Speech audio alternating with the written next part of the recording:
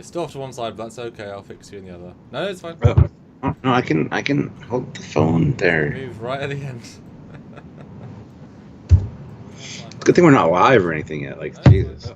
I may have pressed the things I have to put up with you. If anybody knew. Well, this is me putting up with you, surely. Oh, you're like, move. I'm sitting in the exact same position. My camera hadn't moved. The framing was fine. Well, now you know how I feel with OBS. It's like, it's the same settings. Why is it totally different? Holy shit, we got lots of super chats. Hi, guys. Yes, we knew we were live. Don't worry. All right, so today we're just going to talk about Star Trek in general, what we like. We're not officially going to rank things. I'm not going to officially rank anything. I'm just going to tell you guys what I like and why. Well, I mean, part of the important discussion of this. I mean, this is a broad but also kind of radical topic. Part of it is, though, how do you judge? Because obviously if you like Gene's Trek more, obviously one of the, how many is that, I guess, 7. One of the 7 is obviously more Gene Trek. Or if you like modern CGI, you can like one, there's different criteria. And I think it would be more interesting, rather than saying, this is our list of 6, which we did do a top 10, but that obviously is now 3 shows, redundant now. But which ones are better for certain reasons, and why we could classify, if you're feeling in this mood, this show, this and this. Because they're all very different. Well, yeah, as I was thinking of earlier, I was thinking, what do I like? And I'm like, I like Trek. Because I like something out of every one of these series, even the not so great ones. There's a lot of great things I love about Discovery. Same with Picard. I'm just a Trek fan. And a lot of people hate the argument that, oh, well, you're not a Trek fan if you like the new stuff because it goes against. And we'll never know what it goes against because I got cut off, didn't I? It goes against what, Stuart? Hi. Hello. See? CBS is trying to cut me off. Hi. It goes against everything that's Star Trek if you like the new stuff because, you got to tell CBS with your pocketbook, your money, that you don't like the new stuff so that they'll stop making it the way they're making it. It's like, okay, I kind of get that. But at the same time, I just bought the short treks on Blu-ray. Because why not? I supported CBS, guys. I'm so sorry. Yeah, I've actually not bought season 2 of Discovery yet, which is weird, but I just haven't. I bought season 1 instantly, but for some reason just... Yeah, weird that. Yeah. But Super Chat, Stuart, and then we'll give them the credit they truly deserve, and I'll double back and... Fine. Share. Mark Lawrence, $5. Hey. Thank you, Mark. Thanks, Mark. Series that have hope for a brighter future at the top. Series that make you hope they have better lighting at the bottom. That's funny. Bit of symbolism there. The darker the lighting in the show, the lower in the standing. That's good, Mark. I like it. Yes. Ozzy Maderos, $20. Oh. Thank you very much, Ozzy. Oh, amazing. All hail the great commander and super Captain Foley. Remember, guys, the commander's birthday is this Sunday. Skeleton Hands. Is that a repeat of the exact same super chat from yesterday? He wants to let people... Very kind of him. Yes, 26 ends in T- soon. Yep. And so begins the 27. Oh dear. Judge 1981 throws in $20. Oh. Thank you, Judge. Amazing. Very busy, but TOS first since it started everything. Sending my love and see you soon. Hashtag Trek yourself. Go Trek yourself. What? Well, it's better than wrecking yourself. Olivia Julius, $5. I'm older than Samuel. I feel old, ancient, elderly, ages up in years. How does that make you feel, Captain Foley? What? Why do you spell my name wrong? You know that I'm on you about your spelling all the time. Like she did it on purpose. I don't know why you'd think I was older. I don't look old. Like, I look. No, but you sound old. You sound intelligent. You sound mature. So. Well, thank you, but I'm easily looking. And in fact, depending on my haircut and my facial hair, I go between like early 20s to mid 20s. So it's not that much of a shift, but. A lot of people think I'm in my 30s, and I'm just turned 46. So. Yeah. But the thing is, we are looking at a very SD image. I mean, the advantage that we haven't changed age-wise because you can't see any of the wrinkles, any of the grey. Although we have up resolution, you know, but that was a while ago now. You're used to that. Yeah. Olivia puts in another $2. My list: Disco, Enterprise, Picard, DS9, Voyager, TNG, TOS, and TAS. What? Is that from lowest to highest? Because it'd be surprising if it was, but if it was highest to lowest, it'd be also surprising. That's such a... What? That just makes no sense either way. Yeah, and I noticed that in your thumbnail. I wasn't going to say anything, but you forgot the animated series, but it gets clumped in with TOS, I guess. Yeah, but, I wouldn't include that. Yeah. And besides, this is an image from, you know, this famous image of 5 of them. I just added 2 more. Just the primary shows. So stuff we've all seen. So Lookout Tower Radio, £2. Thank you. Series where JJ leaves his flare lighting. And then Prune Juice, a warrior's drink. Miss Jill sends us $1.49 with a birthday cake again. So now she's giving you 2 pieces of birthday cake. Maybe by the time we're done the review on Monday, you'll have a full cake. Happy birthday to me. Let's have some cake. You know what I should do? I should save a piece of cake for the drunk live and eat that on stream. Like, this is the piece I saved. Yes. No, I got no good reaction there, guys, so I'm going to ignore that That's thing. a good idea. Just move on. I'm going to move on. I'm going to start sharing on that absolute... Yep. Good. Yep. No, it was good. It was good. Yep, bye. Yeah, so as you guys saw, we got a bunch of great super chats already, so thank you guys so much. If you want to help out the channel by supporting us, which, you know, gets your question read, your comment answered, or whatever, please, by all means, feel free to send a super chat. It does help us out, and we have to read out what you say on the air and address it accordingly, whether it's a question or a comment. We will talk about it. So if you want to do that, please do so, or you can help us via Patreon at patreon.com/Trekyards. Also, don't forget you can join the channel at the rank of Commander, Captain, or Admiral, so you can outrank us right away, which on our own channel is pretty great. So you can do that, and that helps us out as well. Plus all the links in the descriptions below. There's Eagle Moss links, Teespring store, a whole bunch of other great stuff. You're ways to save money and get discounts using just different Trekyards codes and stuff. So lots of cool stuff down there. If you want to check it out, please do so. It all helps us in the end and supports us. So I'd really appreciate any help that you guys can offer, because you guys are great. And we love coming here and talking to you guys about this kind of stuff. So if you want us to keep doing so, please support us if you can. And my hair doesn't look that bad today. It looked kind of iffy before I came on camera. But it's getting long, though. It's got the long feathering look, like 80s. Which, it's getting curly at the back. I got naturally curly hair. I don't know if you guys knew that. There's a little Foley trivia for you. My hair gets naturally curly when it gets longer, which not cool. But it's one of those things, you know, when you have curly hair, you don't want curly hair. When you have straight hair, you want the curly hair. You don't want the straight hair. So it's kind of funny that way. Plus, I have a double crown at the back and a cowlick at the front. So my hair's kind of effed up, dudes. Yeah. So anyway, that being day. So 50 likes. Let's get more. And Samuel's back. Olivia. How many? 30? What? Hit like, guys. I want 130,000 likes. What? No, maybe not. We have 75 people watching, so we'll try to get at least 70. Guys, just hit like. It's easy. Olivia Julius throws in $2 and says highest to lowest on my list. So Discovery's her favorite, then Enterprise, then Picard, then DS9, then Voyager, then TNG, then TOS, then TAS. Well, she hid that from us on purpose. Yep. Damn. That's surprising. Yeah. I mean, everybody's entitled to like what they like, so we have no judgment there. But I wouldn't have expected that. That's all. So. Don't know what else to say about that. No, exactly. So how do we rank them? That's okay. So I want to start with something. There's a certain advantage, disadvantage to this as well. When you break down this graph, right? Who do you rank the best? Well, if you think about how many hours of entertainment you gain from them, 3 seasons, 7 seasons, 7 seasons, 7 seasons, 4 seasons, 2 seasons, 1 season. So all of a sudden, the amount of entertainment you've had from each season is going to be drastically different.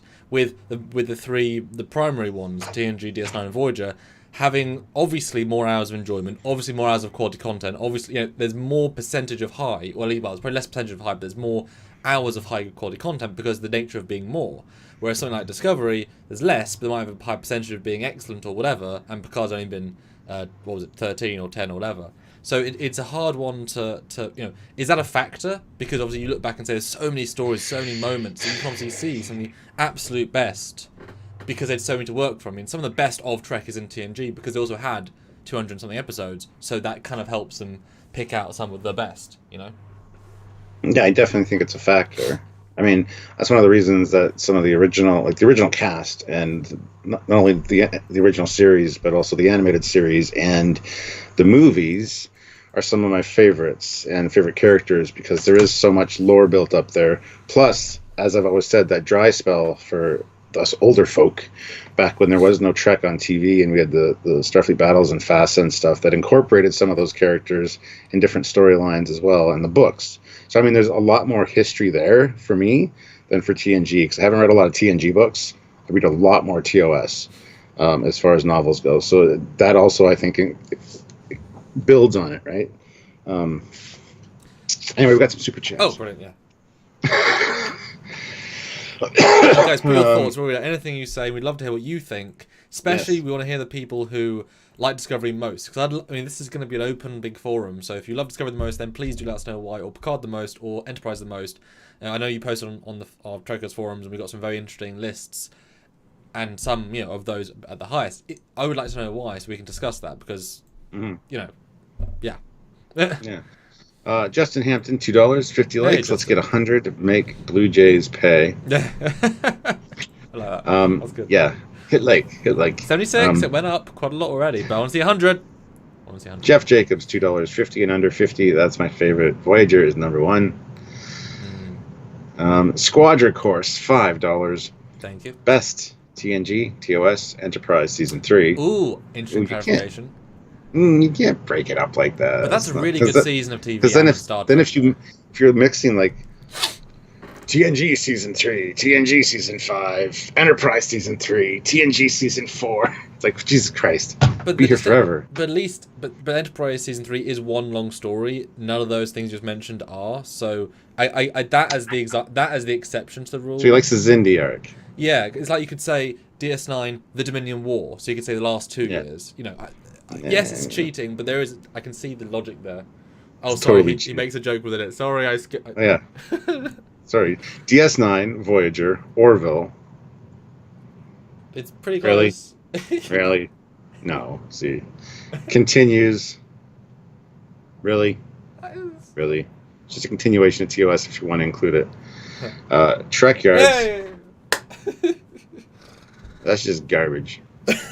The actors on that show suck. Their scripts, I mean, their live shows, they remember thousands of lines of dialogue, but boy, they deliver it so shoddy. You can tell they're just phoning it in with their line reading. Terrible. I've heard all their live shows are actually scripted. And they that's what I'm saying. Like, but you can that tell. Good, yeah. Then the animated series, New Voyages, Space Dock. Left off the one-shots like CQ and XNR. Or GQ. What's GQ? I don't know what GQ is. Something else. Olivia Julius, $27. Ooh, wow. That's $1 for every year you were born. She asked me earlier how old you were, and I said 27. I'm like, no, wait. I know she does that. 140. He's 140. And she's like, well, he looks good for 140. I said, yeah, vampirism works. I'm 163. I have seen the world turn. And on that note, happy fertilizers. Happy fertilizers to you. Happy fertilizers to you. Happy fertilizers, dear Commander. That video is going to be our most viewed video of all time. Happy fertilizers to you. Let me finish my song before you talk over me. It's going to be like 100,000 view video. It's going to be terrible. Jesus. Thank you. Prune Juice, a Warrior's Drink, puts in another slice of pizza. I mean, cake. Why did I say pizza? Wow. Birthday cake. I need to go away now. I'm tired one. I'm just tired one. So thank you, Jill. Tom Casey puts in Thanks, $5. Even though I like the new Trek, Disco Picard, my two favorites, Voyager and DS9 by far. And let's see, we got James McGill of $5. TOS is #1 for being the first. TNG second for paving the way for more Star Trek shows. Best kind of Star Trek are episodes that make us feel like kids at heart. I'll buy it. I'll buy that. Okay. And Dementia throws in $5. Thank you very much. We all know the only right way to rank Star Treks is by theme songs. Well, by that one, Discovery jumps up a bit, and when by that one, the original series is the last one because I hate that music. Sorry. And the Picard one raised in your esteem when you realize that it's part of the Inner Light theme song. Like it's just like, oh wow, that composer was like, he didn't even like spread it around. He just did it, and then someone found out, and it Yeah. But I was gonna bring someone super chatted a thing I was gonna bring up. Is the idea of it was your first gonna bias you? Because I was born having half of them already come out, right? Being introduced to them being so young, it was all of them at the same time, obviously the ones that come out. So there was no my first. So I'm not biased in that respect, because how could I be? I saw Voyager and DS9 and TNG and TOS at the same time. Then I saw Enterprise with a fresh brain, and then obviously these ones. So I think maybe I'm more balanced. But do you think because TOS was was TOS your first, or do you think that also is a bias you have, just the nature of it was your first? It's not my favorite, so there no. We go. Yeah.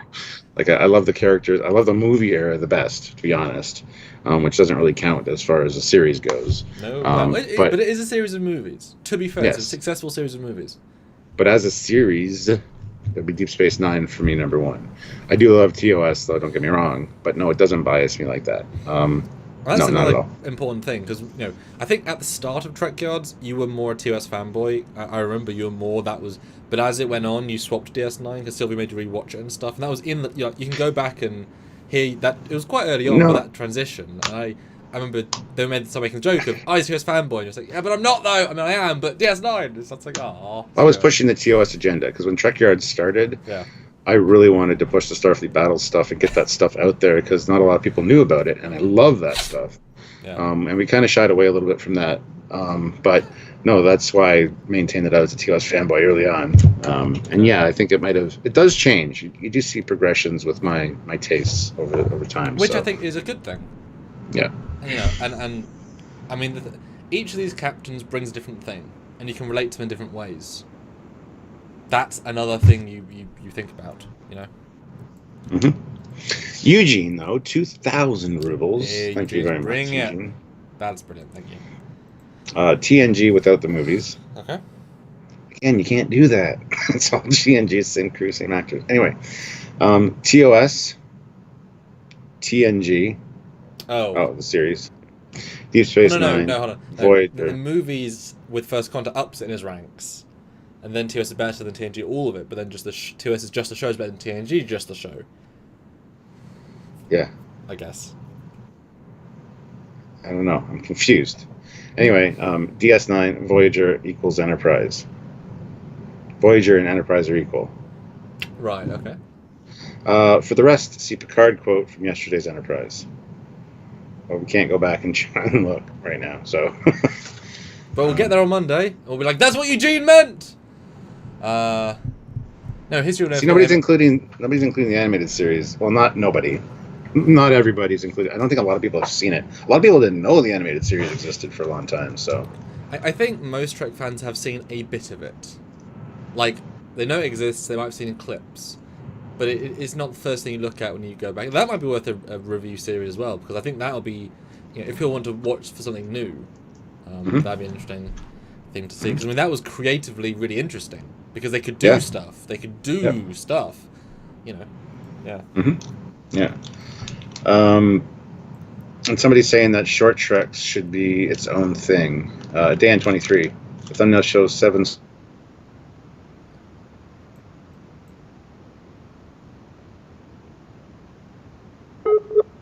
Oh, the pauses. Oh, the pauses.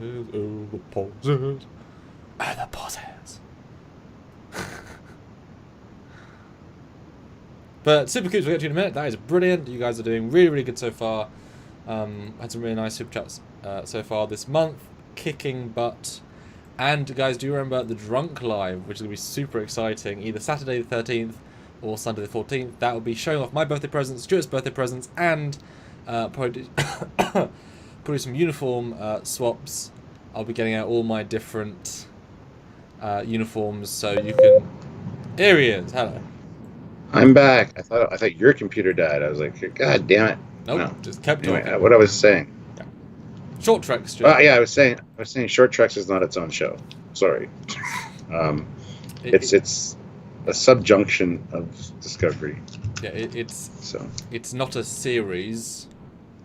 It's a season of, because they're also branded Star Trek Discovery shorts. That's why the Picard one isn't on the Well, it wasn't the first set, which came with the first Blu-ray. Yeah, it's also not on the Blu-ray. It's also not on the Blu-ray of Short Treks. Well, there we go. Yeah, so it's no, I definitely wouldn't consider those. And besides, they'd be the lowest then probably. I mean, what do you want? I mean, there's not a lot of meat there because they can't be.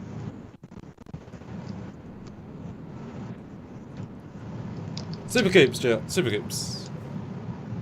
And I want to know what is that? Yes, you're frozen. You're frozen on my screen, though. I'm saying. Okay. Right. There we go. You're back. Okay. You're back now. Super Coops, what is that as your picture? I see it every time. I'm like, what? I mean, it looks kind of alien, but what is it? Where do you get that from? It's cool. It looks like, I always thought it was something from like a Zelda game or something. Super Coops, though, puts in £10. Okay, here goes. Favorite to least: DS9, TNG, TMP, TOS, Voyager, Enterprise, the animated series, Picard, Disco. Why is TMP... Oh, well, the motion picture era. Okay. I thought you meant the movie motion picture. Subject to change depending on my mood, day of the week, and color of the socks or anything else, etc. I love that caveat at the end because that's how I feel. What's your favorite ship? Depends on the day. But yeah. Squadra Course throws in $2. Thanks. Task Force Games, makers of Starfleet Battles, is 3 miles away. Well, that's awesome. Damn. I'm Design Bureau. Cool. And Rosetta Allen is here. Hello, Rosetta, my dear. How you doing? Hello. She throws in $2. Just sending love to a weirdo and his co-host. We shouldn't call Samuel a weirdo, though. It's true, I am his co-host. You shouldn't barely shoot for your co-host. I mean, that's not even fair to either of us. It's really not nice. It's really not nice for barely enemies. You deserve a spanking. Who, me or her? Oh, you wish it was you. It's her. She just... Olivia Julius throws in $5. My favorite is Star Trek. Cat. A moving story about 2 space freighters operating a cat, which is a Class A transport, in case you guys are curious. Between Earth and the Moon in between 3 days, 2 days, or 1 day, depending on Amazon's. But yeah, but it's a script! And Rosetta Allen says, let me spell it out for you. Foley is a weirdo. Now, everyone here is going to disagree with you on that. Hey, thanks. If one of us had to be labeled, hello, my name is Weirdo, would it be the commander or myself? No, what we do is we print it extra big, we cut it in half, you'd be weird and I'd be O. No, because then I'm still weird. But then, but we stay together and become a weirdo. You be dough? Okay. Well, okay. you'll be a we. Okay, you be a we, I'd be dough. we cut off the I. There's no I in Team Stuart or in Trekyards. Right. Is there another super chat? Is there another super chat? We can talk. Okay, we can talk amongst ourselves. So. Yes. Okay, so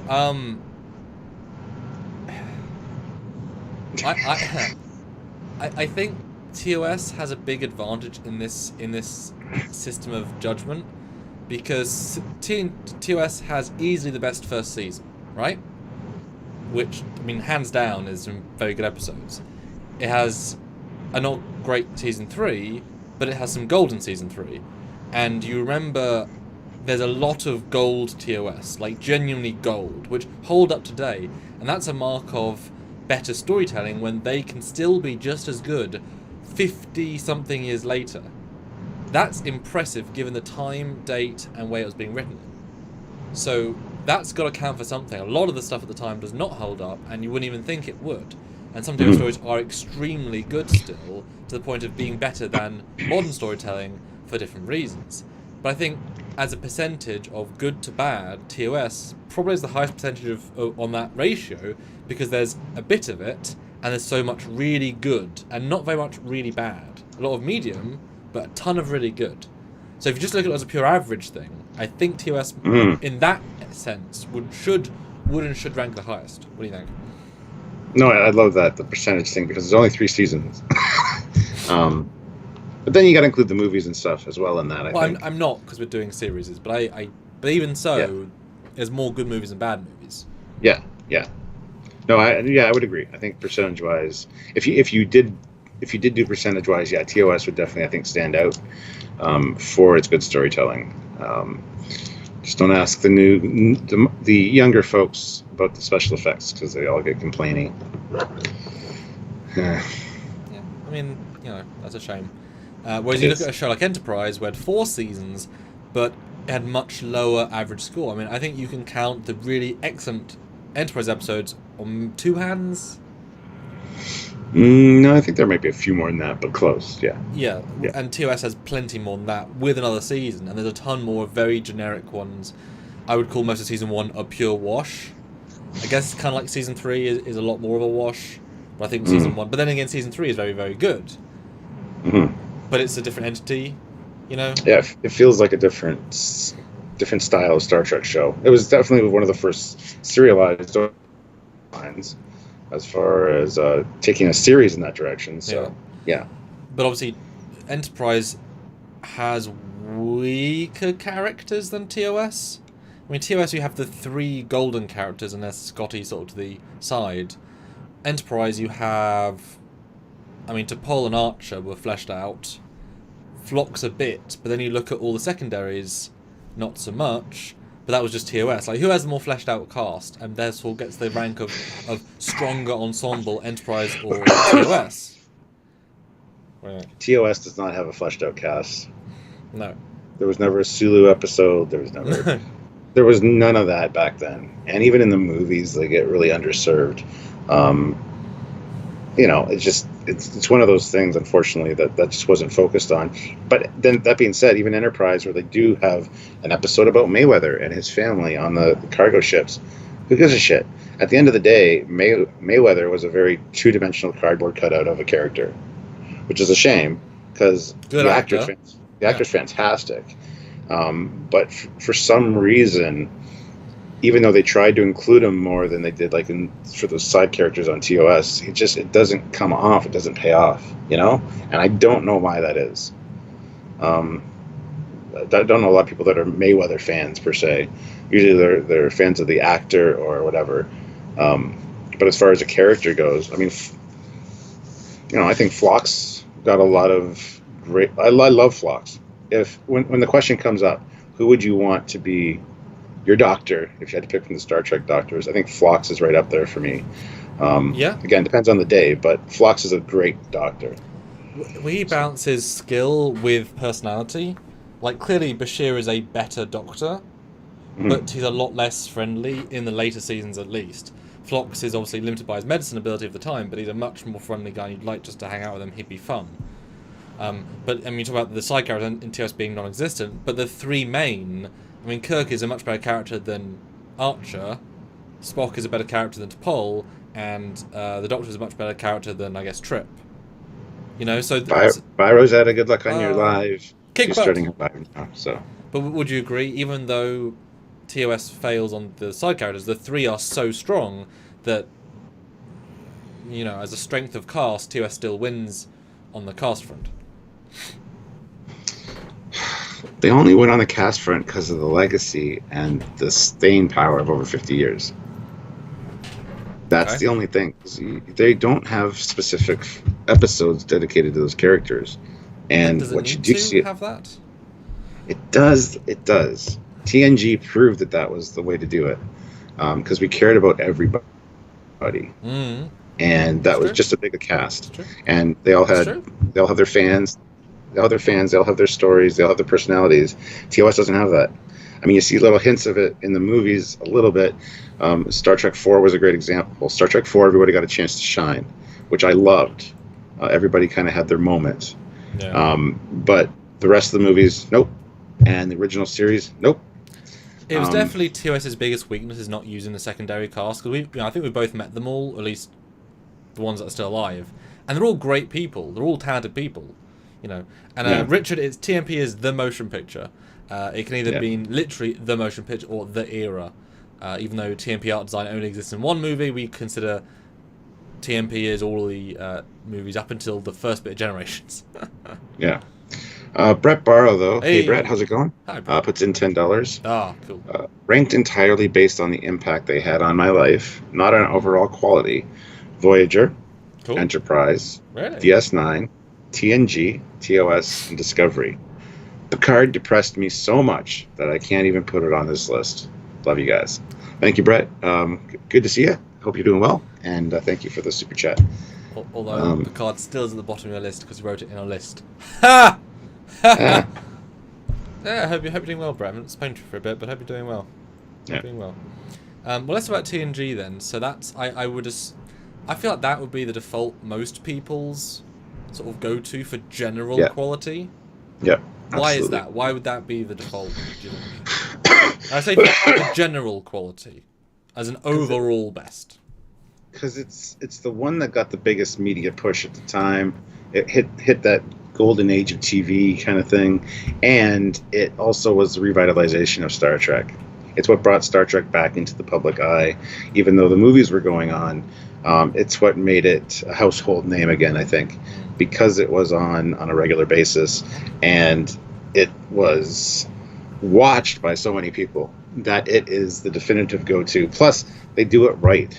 Yeah. They have the story within the story, the different A, B, C plots sometimes, which make the show better paced, more interesting, less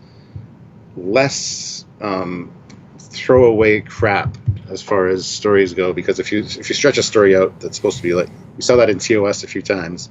With I just had the name of the episode. There's two of them. The one with the half black, half white guy. Sure. Good story, but the story wasn't long enough to fill the episode length, so there's a lot of running through corridors. And there's also the one with the guy with the really thin facial hair and the dimensional machine. It's another one that's a good story, good premise, but stretched out too long, and there's a lot of filler, essentially. So I think that TNG got the storytelling right, they got the character balance right, they got the casting right, and they also had the production values to make that show look amazing week on week. Not only for the time, but a lot of it still holds up today.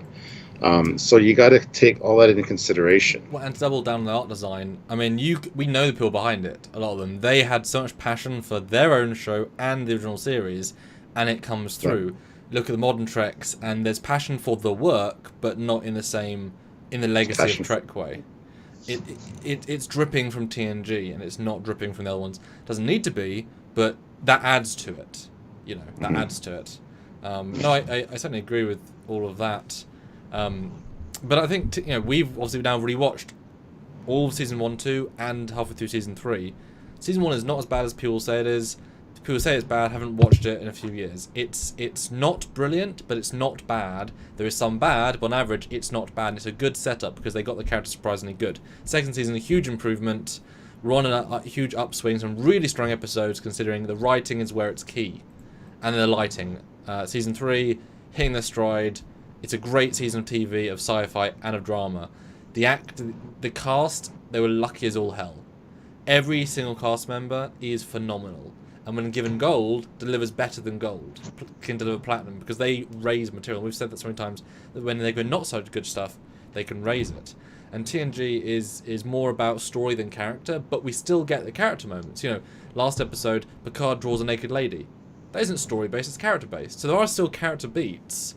They just have to be more carefully put in, because it has to be serialized, it has to be standalone, so it has to be small. But they are there, and we've got 7 years to develop them. So it's a great balance of all of them, and some of the stories are incredible. You look at late DS9, some individual episodes, they're barely a story. You know, they're a piece of a long puzzle, but you couldn't watch season 6, episode 14 by itself. So, you know what I mean? You have to watch it in a very certain way, or it is almost lost. But then you watch TNG, a certain episode, and you can enjoy it for what it is. And it should stand better because of that. It has the story, it has the storytelling, it has the script. Maybe not fully fleshed out characters, but you know who the people are, all of them. And from very early on, and that's what like Enterprise didn't do. You didn't really know who they were.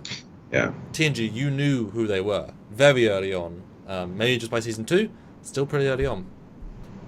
Absolutely. Not a band account puts in $5. How does the StarTrek.com article of the humbling of Admiral Picard frame your anticipation of the show Star Trek Picard?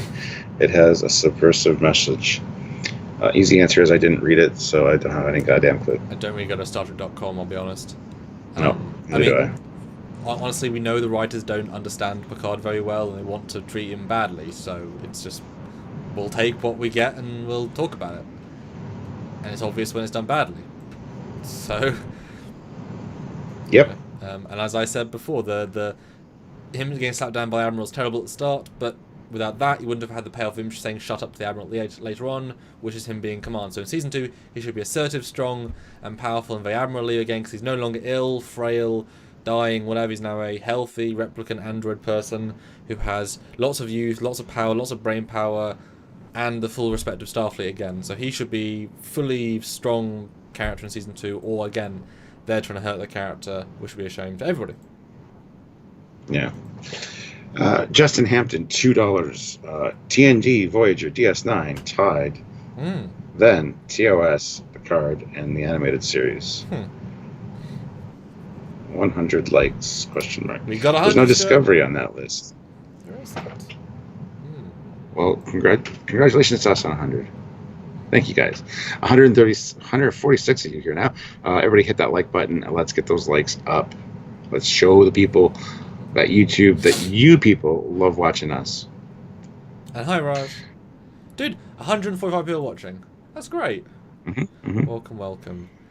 And Ozzy throws in $5. Hey. Let that be your last battlefield is the other one. Yeah, that's the title of the one. And I can't remember the other one either. The Omega something. Oh God, I can't. Sometimes I'm really good with those. Other times my brain just says nope. Jeff Jacobs, $2. 100. I know we can get 150. Hashtag favorite Trek like Spike. Oh yeah. I mean, guys, some of you haven't clicked like already, so you need to click like. It's important. And Explanatory Live says, hey, do you have a live stream schedule? It's going to be at 5 p.m. Eastern, 10 p.m. GMT, and then I guess 3 p.m. LA time. At least 3 times a week, varying. 2 p.m. 2 p.m. Okay, LA time. Yeah. And then, so several times a week, but basically check out now during the week and see if we're live. We always tell people at least sort of 5 hours early on the Facebook pages, so it's pretty clear to see, but several times a week. Yeah, and something you can do to help yourself with that, and us as well, is click that notification bell icon and select all.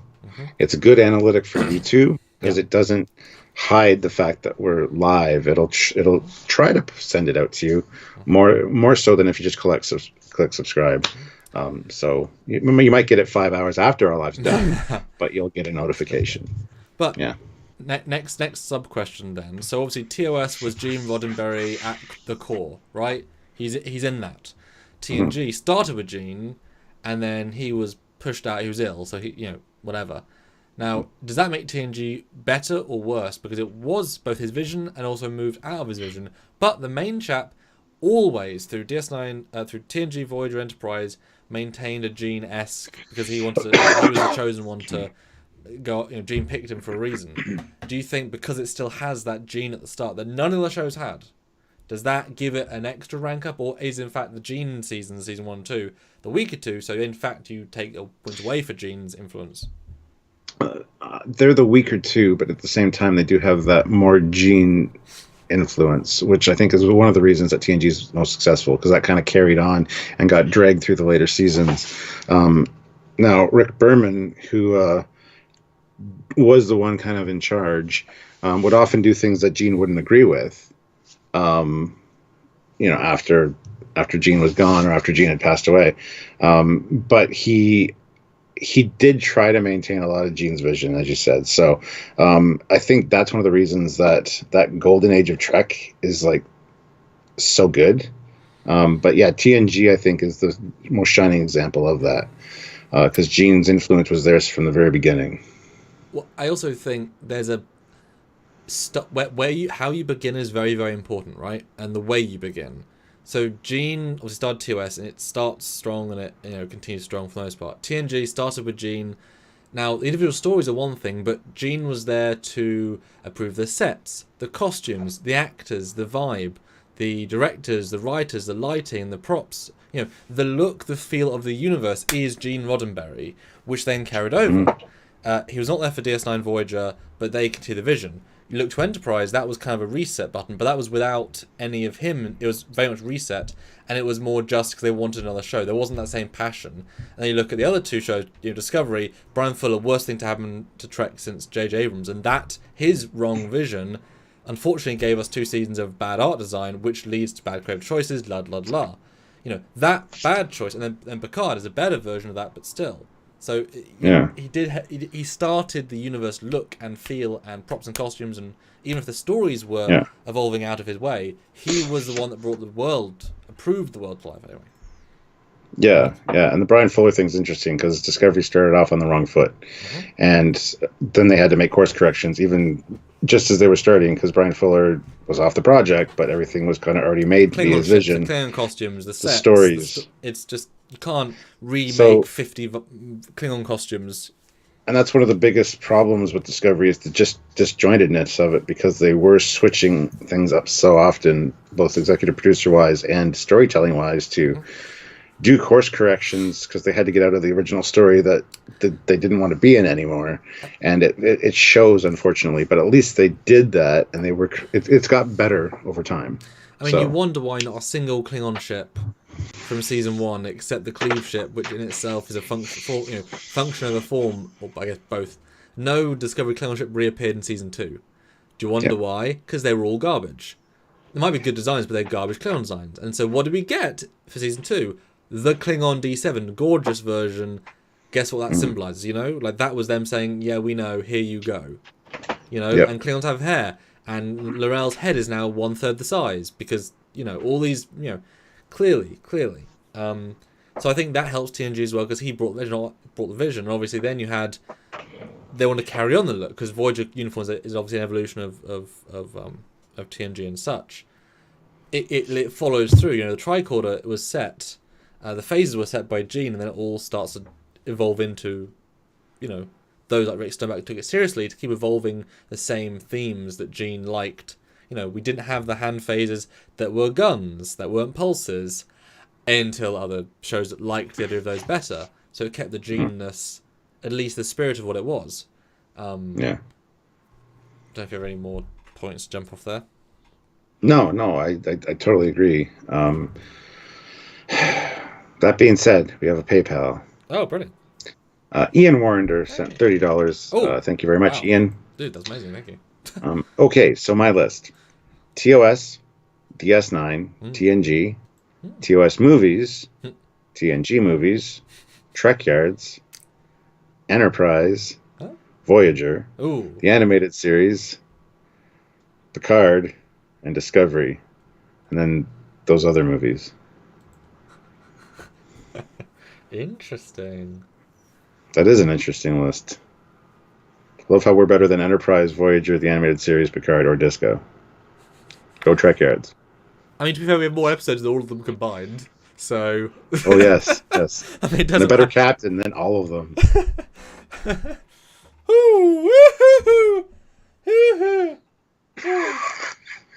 You can't even... Is that your only response to that? God damn. All right, let's see what we got going on here. Did I read Jeff Jacobs already? I don't know if I did. Jeff Jacobs, $2, 100. I know we can get to 150. # favorite Trek Lux Spike. Might have said that already. Don't care. Come on, guys. 130. Well, 150, I mean. Come on. Luke Mature Celeste, $10. Thank you. 1 TOS, 2 TNG, 3 TAS, 4 Voyager, 5 DS9, 6, the motion picture era. 7, Enterprise. 8, the 2009 movie. Onward. 9, Galaxy Quest. 10, Picard. 11, Disco. Wow. So you put Galaxy Quest on there, but not Orville, which is interesting. Yeah, it was actually a TV show and not a movie. That is another very different list. We don't see TS up there, but sir, you have surprised me there. Not in a bad way, just like we're getting some really alternate ideas, which I think is really kind of cool. See, I put TAS pretty high on the list, underneath TOS somewhere, because it's the same thing, in my opinion. It's season 4 and 5. It just... yeah, I can see that. But NanCam puts in $5. Ew. For me, DS9 is the best TV show in terms of narrative and character arcs, but TNG is the crew I enjoy hanging out with for one episode the most. That's interesting. Well, let's jump to DS9 then. Let's talk DS9 because we'll go in order. That kind of makes sense chronologically. Although I always kind of think Voyager's first because I watched Voyager a lot more at the same time. But yeah, DS9 is first. So then, yeah, give me the DS9 spiel as to why it could be ranked the best because we're kind of going through and saying why and how. Because it is. There you go. It's got some of the most interesting and dynamic storylines, villains, and recurring villains, I might add. And plus, it's based very much on the real-life World War II history. And I think you can't write this shit. So they took the... There's a lot of World War II in DS9. And that's, I think, what works. Just that storytelling, telling a true story that in a new context, and it's done so well. And there's such interpersonal relationships with the good guys and the villains, and the good guys and the good guys, and you get so many recurring characters in DS9 as well. That it's such a great piece. The storytelling is great. The character development is awesome. We get the Dominion War. We get to see a lot of action. We get to see a lot of new things, even though we're not exploring. You know, you got people coming to the station, and again, the characters on the station are fantastic. What are you laughing at? Oh, Olivia, it's just funny super chat.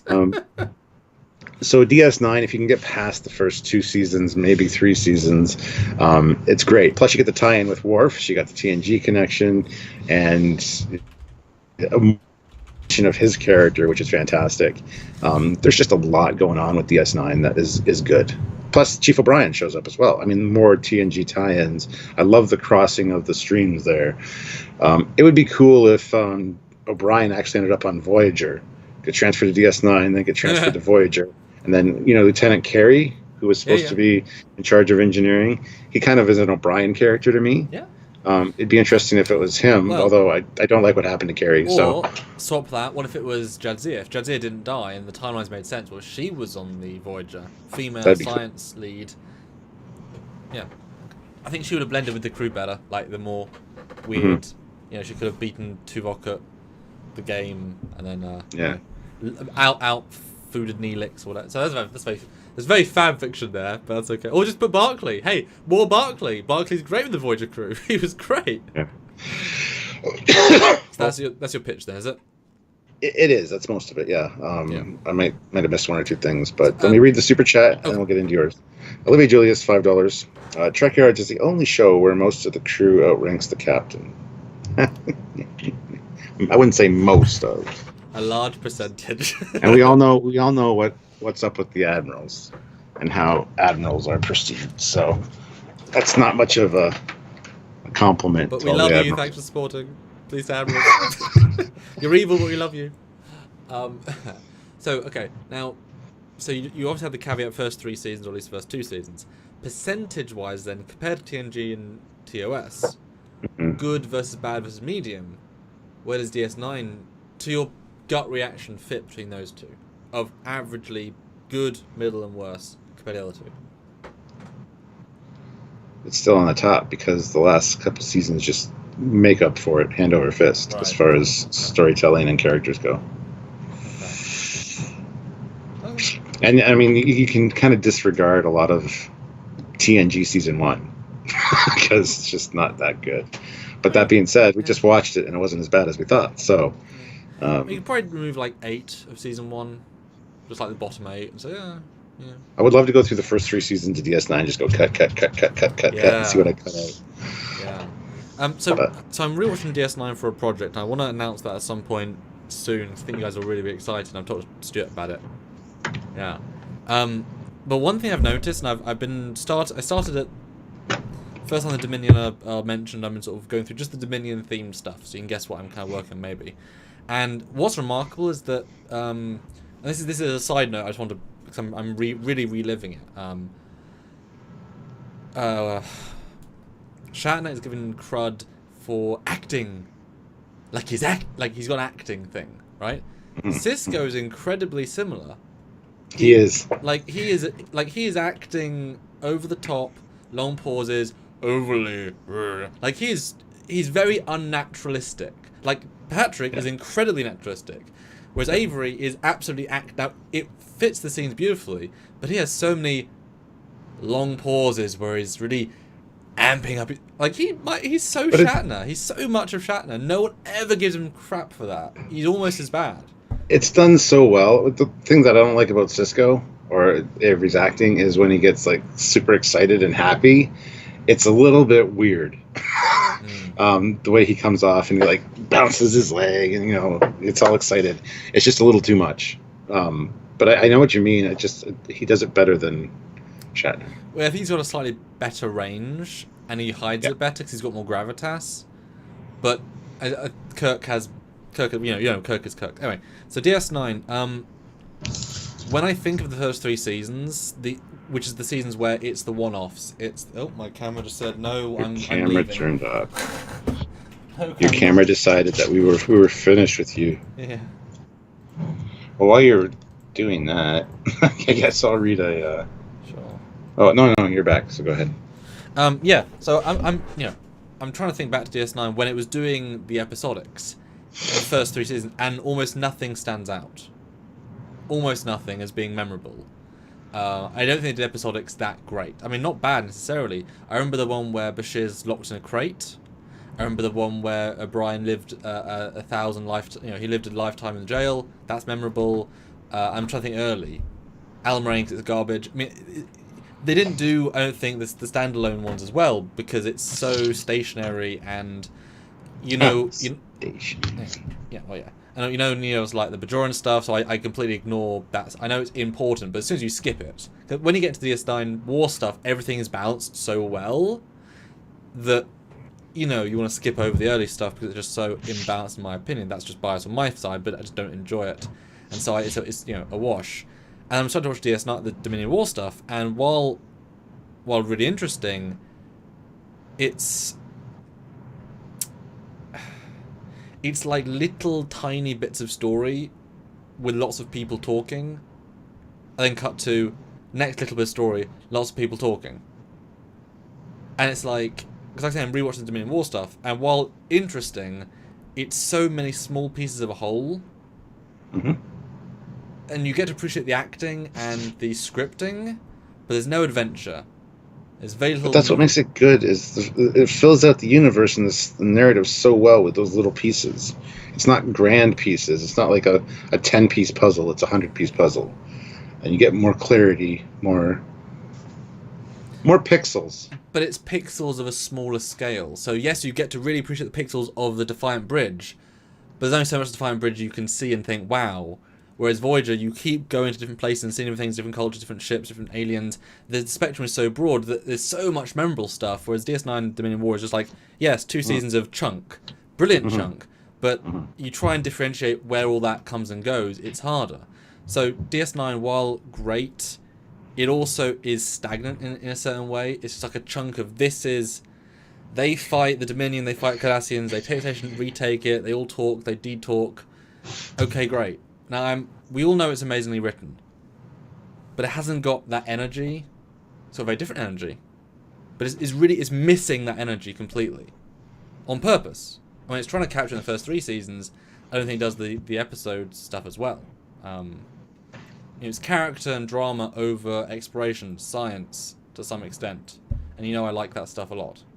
As I'm rewatching it, being very focused on just focused on doing more stuff, so I'm ignoring the one-offs because but it's an interesting experience to rewatch it that way.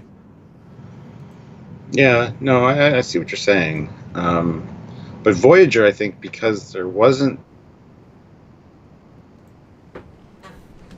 Oh, he's gone again. Steer us internet, man.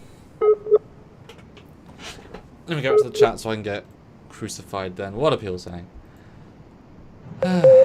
I'm back. Hey, how's it going? Pretty good. Nice talking to you. Anyway, as I was saying, with Voyager, because you didn't get the recurrence that you got with Deep Space Nine as far as characters, storyline, grand arc, because you didn't get familiarity with anything. It was a different feel. You didn't feel connected to it. Again, it had more of an episodic feel, going back to like TOS and stuff. But I mean, the exploration's great. The new characters the new races are great. The new ships are great, but a lot of them are easily forgettable in the long game because you don't spend enough time with them. And I think that's one of the reasons that DS9 for me feels a lot more rich and vibrant because not only is it an overarching story, because serialized storytelling, it is what it is, but I think DS9 had a nice balance between the serialized and the episodic, even during the Dominion War. It was a fine balance. I think they gone both sides of that pendulum. Yeah, I mean, yeah, but there was always like the B, C, and D plots in DS9, and you really learned a lot about. There's a lot of character beats during that, so I think that's one of the reasons that it works for me. But also, it's so insular. You only have 6 villains in 7 years, and it's like, okay, great. But they're such great villains. I know they're so dynamic. They're so dynamic. I know, but you want to see more. You want to see interesting stuff. It doesn't excite me in the same way. No. But super chats and, like I say, go crucify with people, because I'm trying. Obviously, we know it's great, but I'm just trying to give the other perspective. I think because again, we're not trying to be biased here. We're just trying to give our own whatever. Yeah. Jacob at Tink now puts in $2. Thank you. Voyager, Enterprise, TNG, DS9, Picard, TOS, and Discovery. Ooh. Wow. Well, you're off my Christmas shopping list. That's a very interesting. It's so radically different as well. Gosh. And I bet he doesn't like TOS because he doesn't like the look of the 60s. That'd be my guess. Because if you look at the stories and characters, I mean... Anyway. Active Avenger puts in £20. Ooh. Sir. Wow. Top choice for me is Voyager with one mission to get home. Last on the list is Picard. He should have stayed home. Yeah, the Voyager idea is fantastic, but it has to be played out like Battlestar Galactica, with over to the next episode. As far as the ship damage goes, the crew's suffering. That's the one problem with Voyager. It's got the perfect story arc for a serialized storytelling, and ignores it. Well, Voyager was 10 years too early. Yeah. Because if it hadn't been done, if that was Discovery, as in, like, literally same cast, they were born 20 years later, that would have been perfect for Discovery. Oh my god, we lost a ship, and we get to have, every week gets damaged a ship. That would have been absolutely perfect. It's just made at the wrong time. But the perfect cast, it's hard to... Yeah. Aravid Sonder puts in $5. Thank you. I'm going to rewatch DS9 last season so I can check out what we left behind. Yes. Material Defender, $5. Thank you. Awesome start to the weekend with this live stream. Thanks so much for the great content. What are both of your... God. favorite Voyager seasons? Ooh. That is a really tricky one. I've never been asked that before. Yeah.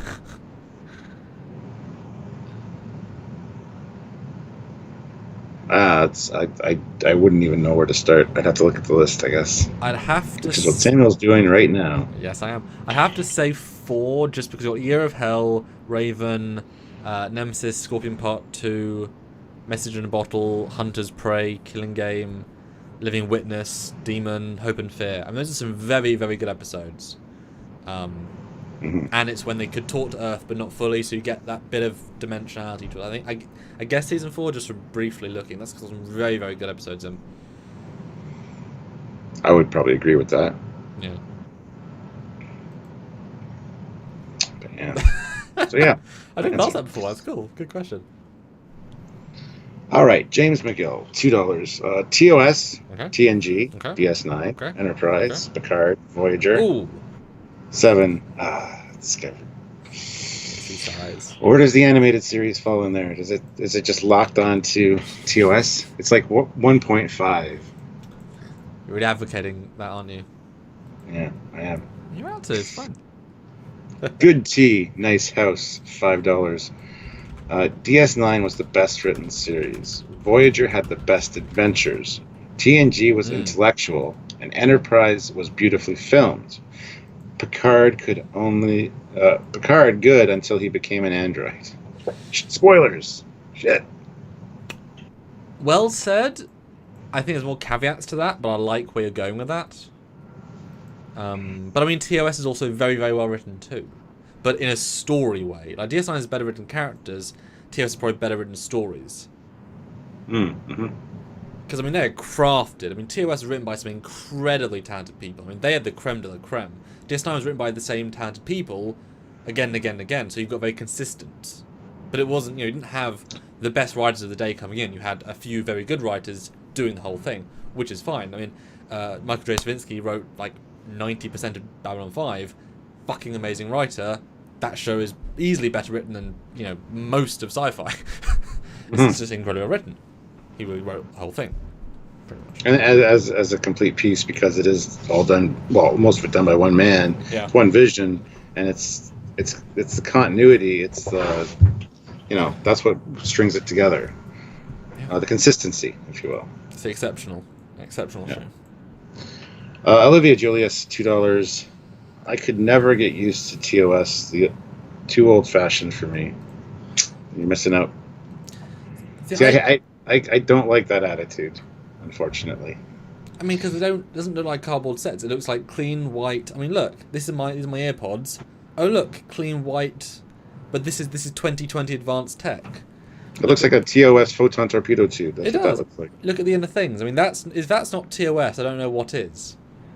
Tech likes to be clean and simple and white. TOS looks clean, simple, and white. No, tech should be black. Don't get me started. There should be no black. Clean, simple, no white. Black. No white iPhones. No white iPads. But they you should know what illegal. I mean. TOS is is probably the most genius art design of any of them, especially for the time. When you look at Discovery's art design, is like a turd in comparison to TOS for the level of skill involved and art design involved. Not necessarily the look, just the skill involved. Yeah. Nan Cam is joined the channel at the rank of commander. So welcome. Welcome aboard. Thank you very much for joining. We really appreciate that. And Stephen W. Fathry, $2. Hey, his list is DS9, TOS, and TAS. Thank you very much for that. TNG, Picard, Voyager, Discovery, wow, and Enterprise. Wow. Shocking. Wow. And Minivan reckon TOS sucks, but I only have 8 episodes left, and then I'm through it. Well, I'm sorry you think that, because there wouldn't be a franchise unless it was an exceptionally good TV show. There wouldn't be 50 years of history and billions, trillions made possibly if it wasn't a very good TV show. So I'm sorry you think that, but I think the consensus is that your tastes don't line up with the mainstream. Yeah. I mean... Have you watched the movies as well with the original cast? Because that's a different level, but same. Yeah. So yeah, DS9, very, very well written, much smaller, but much more in depth. What are we talking about? DS9? Yes, I just finished off DS9. And again, amazing casting. I mean, each Trek was incredibly lucky with their casting. I would say Discovery probably the least, because their side characters stand out less. But we've only had 2 years of them, so that's part of that reason. That's just a caveat to we've had years of everyone else. But yeah, again, amazing casting with DS9, and it was a great evolution of tech. You got to see, the scale of the battles at the end were only possible because of CGI. That helps it a lot. And in fact, I just watched the moment when, because I have DS9 assets, so I know what the Defiance are like. I know what the ships. I can see the CGI shots, and I was amazed to see how little CGI was in the show, until the point where there's lots of CGI in the show, and I was trying to work out when it was being used. And it's amazing that shot where they pans, you see the entire fleet. It's like, oh, that was the first like big CGI shot, and boy, it was pushing the boundaries beyond anything else.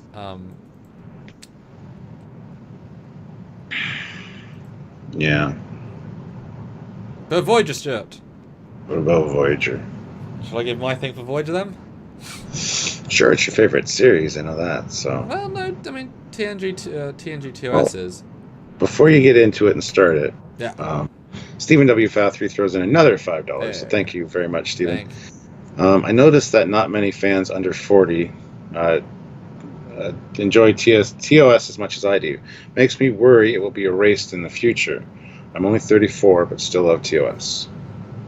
Yeah, could be. And it's with the retconning that we've seen Discovery, and now with the Pike series, unfortunately, yeah, it's going to kind of go that way. However, we do have the tie-ins with TNG, DS9, where they show that era as well. So it's what established the franchise, so in my opinion, it'll never be erased. If this team continues making shows, it will be erased, 100%.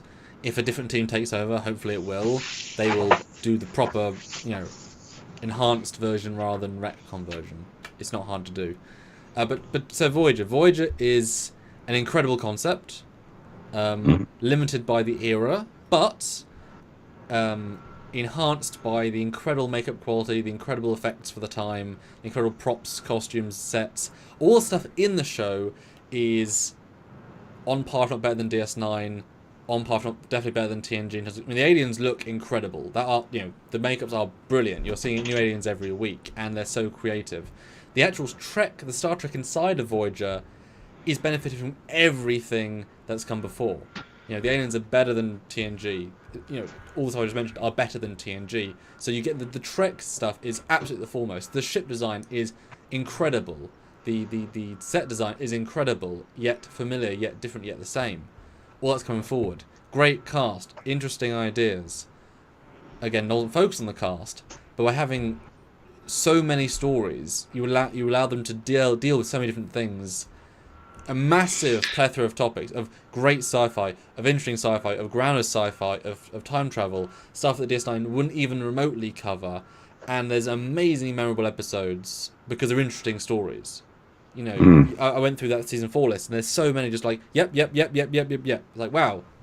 All memorable. And because they're not limited by the budget or the time or production, they can go further than TNG. So it's TNG light on character. It's TNG light for characters, but TNG plus for art design, props, sets, and exploration. Exploration. Yeah, they actually went out and explored. I mean, the Enterprise D never felt like it was truly exploring.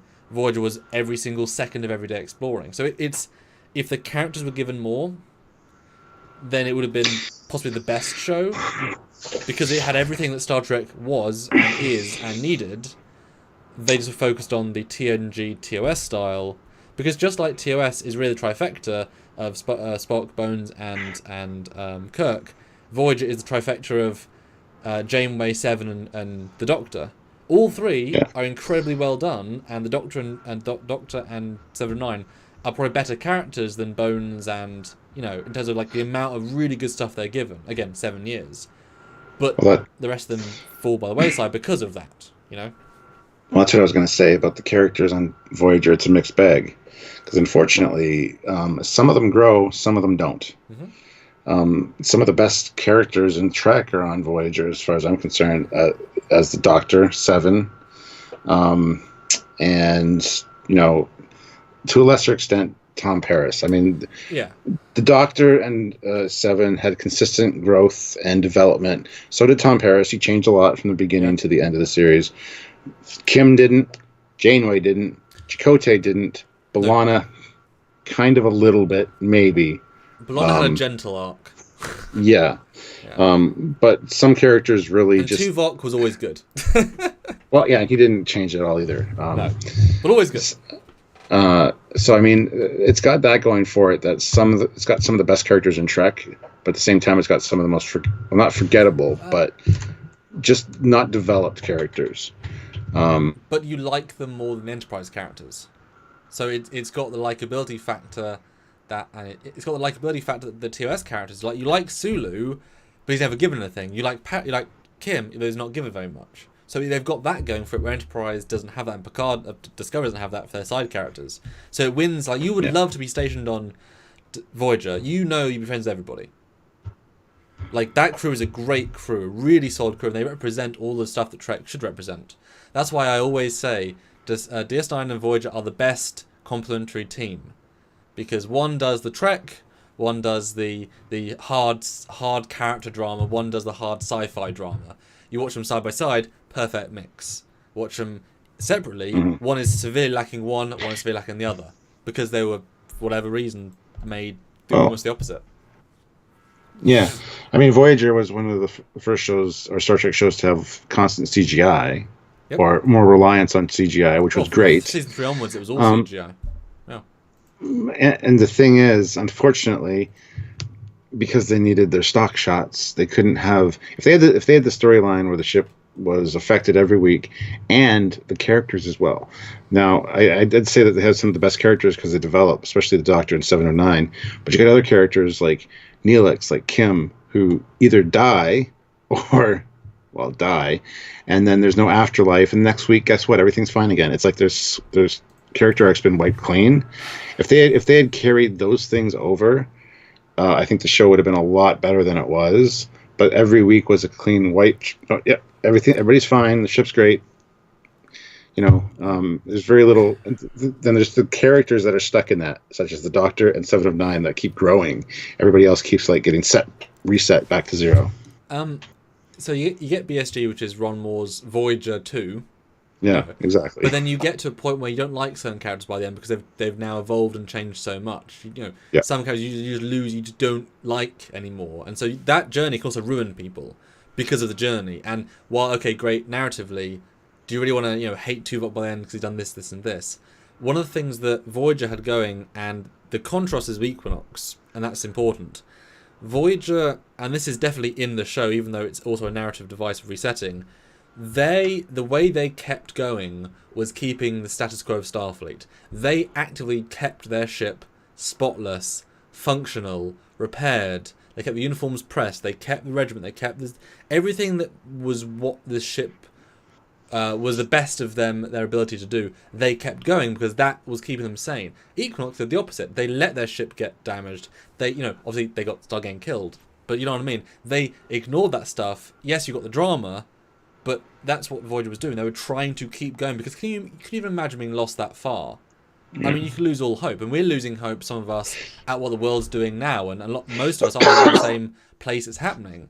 And could you imagine being that far? They kept their sanity by staying regimented and professional. And of course, why would you not want to repair the ship? I mean, you're saying, oh, Voyager damaged each week, but just repair it with a work bee. I mean, you can replicate materials. It's not hard.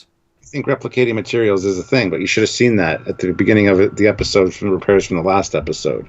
You should have seen the repair process going on instead of at least sometimes. Yeah, a beaten and scarred Voyager at the end of one episode. Next episode, it's fine. There should be some kind of carryover there, just a little bit, just so you know that they're working on it. And maybe the replicators are down for a good 4 episodes. Yeah. And they get replacement. Yeah. That they can power them back up. Something like that. That would be great. But that would also interfere with the stories they're trying to tell in the episodes. Because if the ship's damaged every 6th episode for 3 episodes, and it's the same story of replicators are down, or we've lost EPS columns on deck 3, okay, so what? We've just lost 6 minutes of the main storyline. Like, that, you know what I mean? Like, the BSG storyline of being damaged never meant anything in the story. Pretty much. They never lost their tubes, they never lost their weapons, they never lost their hull plating. They got hit by nuke after nuke, never damaged. So you're saying it meant something, but at the end of the day, that's not narratively important, except in, like, Year of Hell or when it's Borgified, that is important. So, you know what I mean? Yes, I agree, it could have happened sometimes, but that idea of being damaged for 7 seasons, I mean, I don't think anyone would want to watch that by the end. it wouldn't even be realistic, let alone anything else. We'd have to really push these people well beyond the DS9 and Enterprise levels. I mean, Enterprise couldn't fix the ship because they didn't have replicators, didn't have the technology. That's why it kept getting damaged. And even though Enterprise, we'll get to Enterprise later, season 3, it still fired phase cannons. They still had torpedoes left over. Till the last episode, didn't matter they were damaged to all hell. Didn't make a damn difference in the battles. So you know what I mean? It still doesn't. What does it add except a bit of visual flair?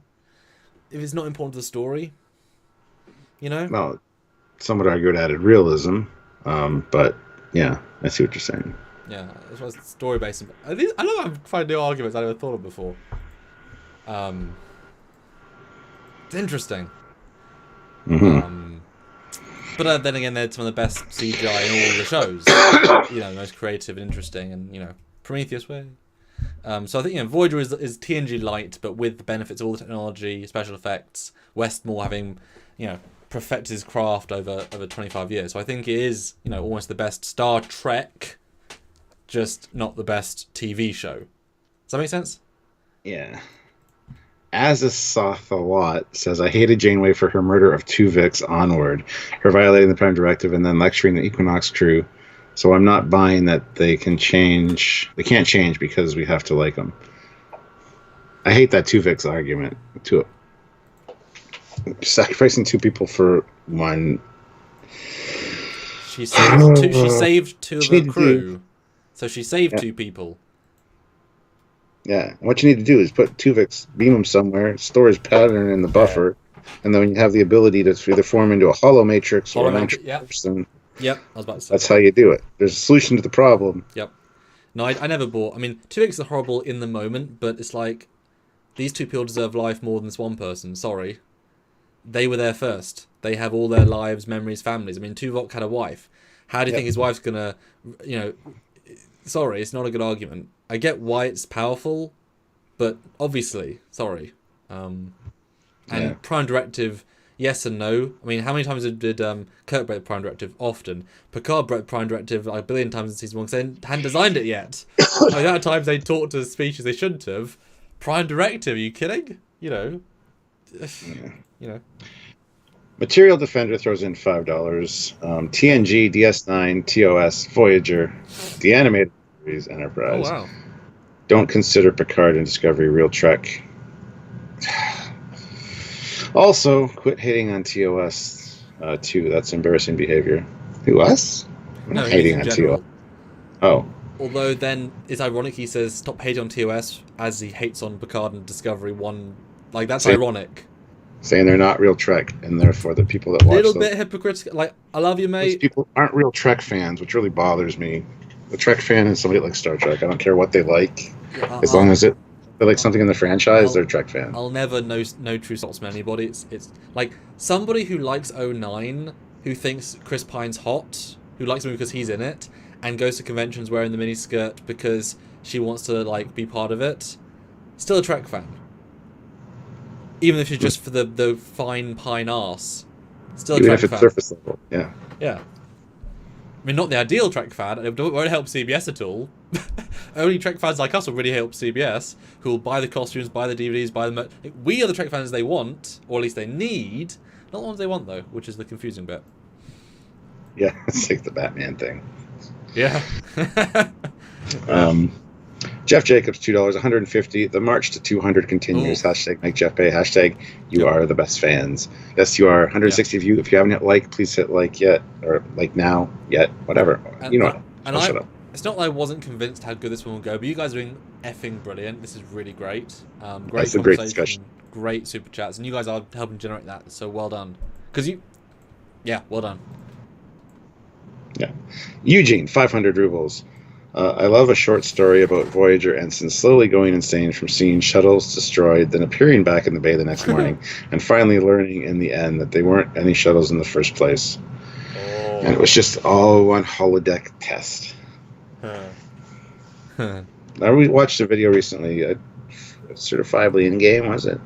Talking about Voyager shuttles and how they had the ability to replicate the parts to build new ones. So it's not that hard. Really not. And no, also, even if that's complicated up stuff. Even if warp cores take a little while to build, they're not losing shuttles every week. They're losing shuttles every 6 months. Yeah. And you've got a lot of crew that can. You've got a team of engineers. Most of the time, you're at warp. So you got time. Well, yeah. I guess we'll give them something to do. Build shuttles. Spare time. I had another brief comment, which someone bounced off what someone had said. About Voyager also not getting damaged. Part of the fun in Voyager is also that it is more advanced than most things in the Delta Quadrant. So in most fights, it can win, and that's not the point of the story. Most fights, it loses shields, a little bit of particle score. That's what the ablative armor is for. That's what the hull plating is for. Most time, it doesn't get beaten to shit because it can take it. That's obviously considered being very powerful, but it can survive most of the time. That's part of why it's advanced. I mean, look at Enterprise D. Didn't it win 9 out of 9.5 fights it was in? Do you know what I mean? It was advanced for the time. Yeah. Yeah. Stargazer, £5. Thank you. DS9, Voyager, TOS, TNG, Strange New Worlds, Enterprise, Discovery, Picard. Good work, guys. Thank you very much, Stargazer. We've not seen that lineup yet. That's another totally different lineup. Wow. Yeah. Oh, I like that. That's a good lineup, actually. Prune Juice is a Warrior's drink. Puts in $2. TNG tried with TOS films. Or TOS is tied with TOS films. Okay. Picard, DS9. Wow. Original series, Discovery, Enterprise, and Voyager. Oh, wow. Jarzia, $5 Canadian. DS9, TNG, Enterprise, Voyager. And then it looks like TOS is equal to Discovery, which I can't believe for a second coming from Jarzia. Don't know what that means exactly. And then Picard. Jesus. Shocking. So, Stuart, Enterprise. Why is Enterprise the best? How would Enterprise be ranked the best? Let's say that around. How would it be ranked the best? How could we rank it as the best? So I gave why Voyager could be ranked the best. One of the best things about Enterprise is the fact that each episode is episodic, and yet they keep referring to what happened the week before. Yep. Because they're just on those new space legs. Like last week we visited this planet, remember? Yep. And you hear that all the time, which I love, because that's exactly what you would be doing. It's new, it's exciting, it's exploration. So it's got that nice tie-in of kind of a continuous story, but with an episodic feel. Also, as far as the cinematography is concerned and the sets, I think they're all very excellently done. Again, casting is it's the script. Casting. It's not the casting, it's the scripts. Unfortunately, that show. I know, but there's some cast members I don't like. So I just don't like the actress or the actor, as the case may be. Overall, most of the casting's good. Characters, again, suffer. Like I said, Mayweather is very two-dimensional even by the end of it, unfortunately. But other ones stick out amazingly. I think a lot, except there was the first 2 seasons that he complains a lot. He's like a whiny little teenager in high school, and he's always crying and bitching and complaining about the Vulcans, and it's a little bit much.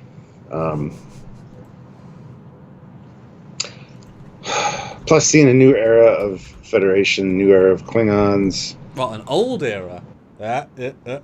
Oh yeah, and all the breaking of canon. Between there's a lot of that going on, unfortunately, and I don't know. I mean, Enterprise never really grabbed me just because it was messing with my canon, and I know that's a bad argument, but it's just the truth. And then season 3, I totally tuned back in for the last little bit of season 4, and then it was done. And then now, having gone back and rewatched it, season 3 is actually fantastically done. I really enjoy season 3. So, Enterprise, yeah. Enterprise is on the fence for me. So I'm just gonna go with a glass of water. You do the super chats. I'll just be 2 seconds. Fine. Olivia Julius, $5. Second favorite show is Picard Fertilizers. It's about a fertilizer that trains to become a warrior fertilizer.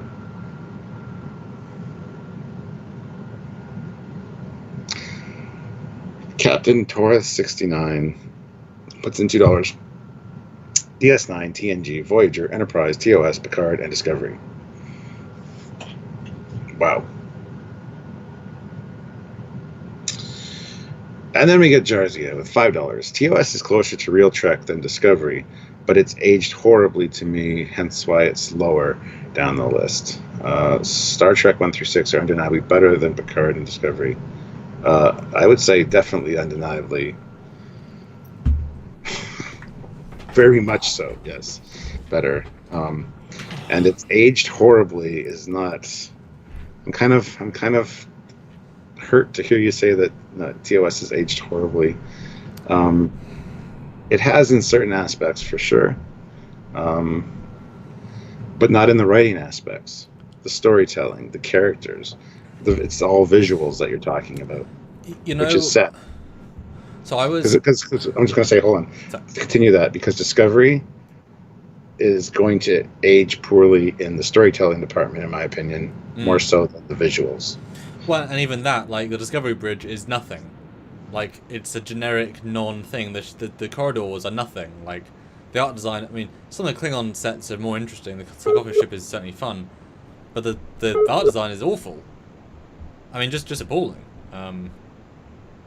You know, talk about not going... You know, the Discovery redressed for Enterprise corridors that were terrible. I mean, you know, Alex is trying to say they are not going to age well. What did I miss? Hello, everyone. It's Porthos the dog. Hard was a plank.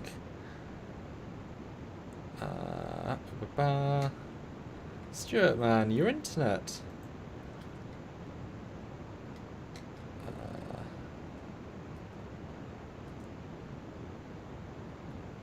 TOS special effects may age the cow. There we go. Here it is.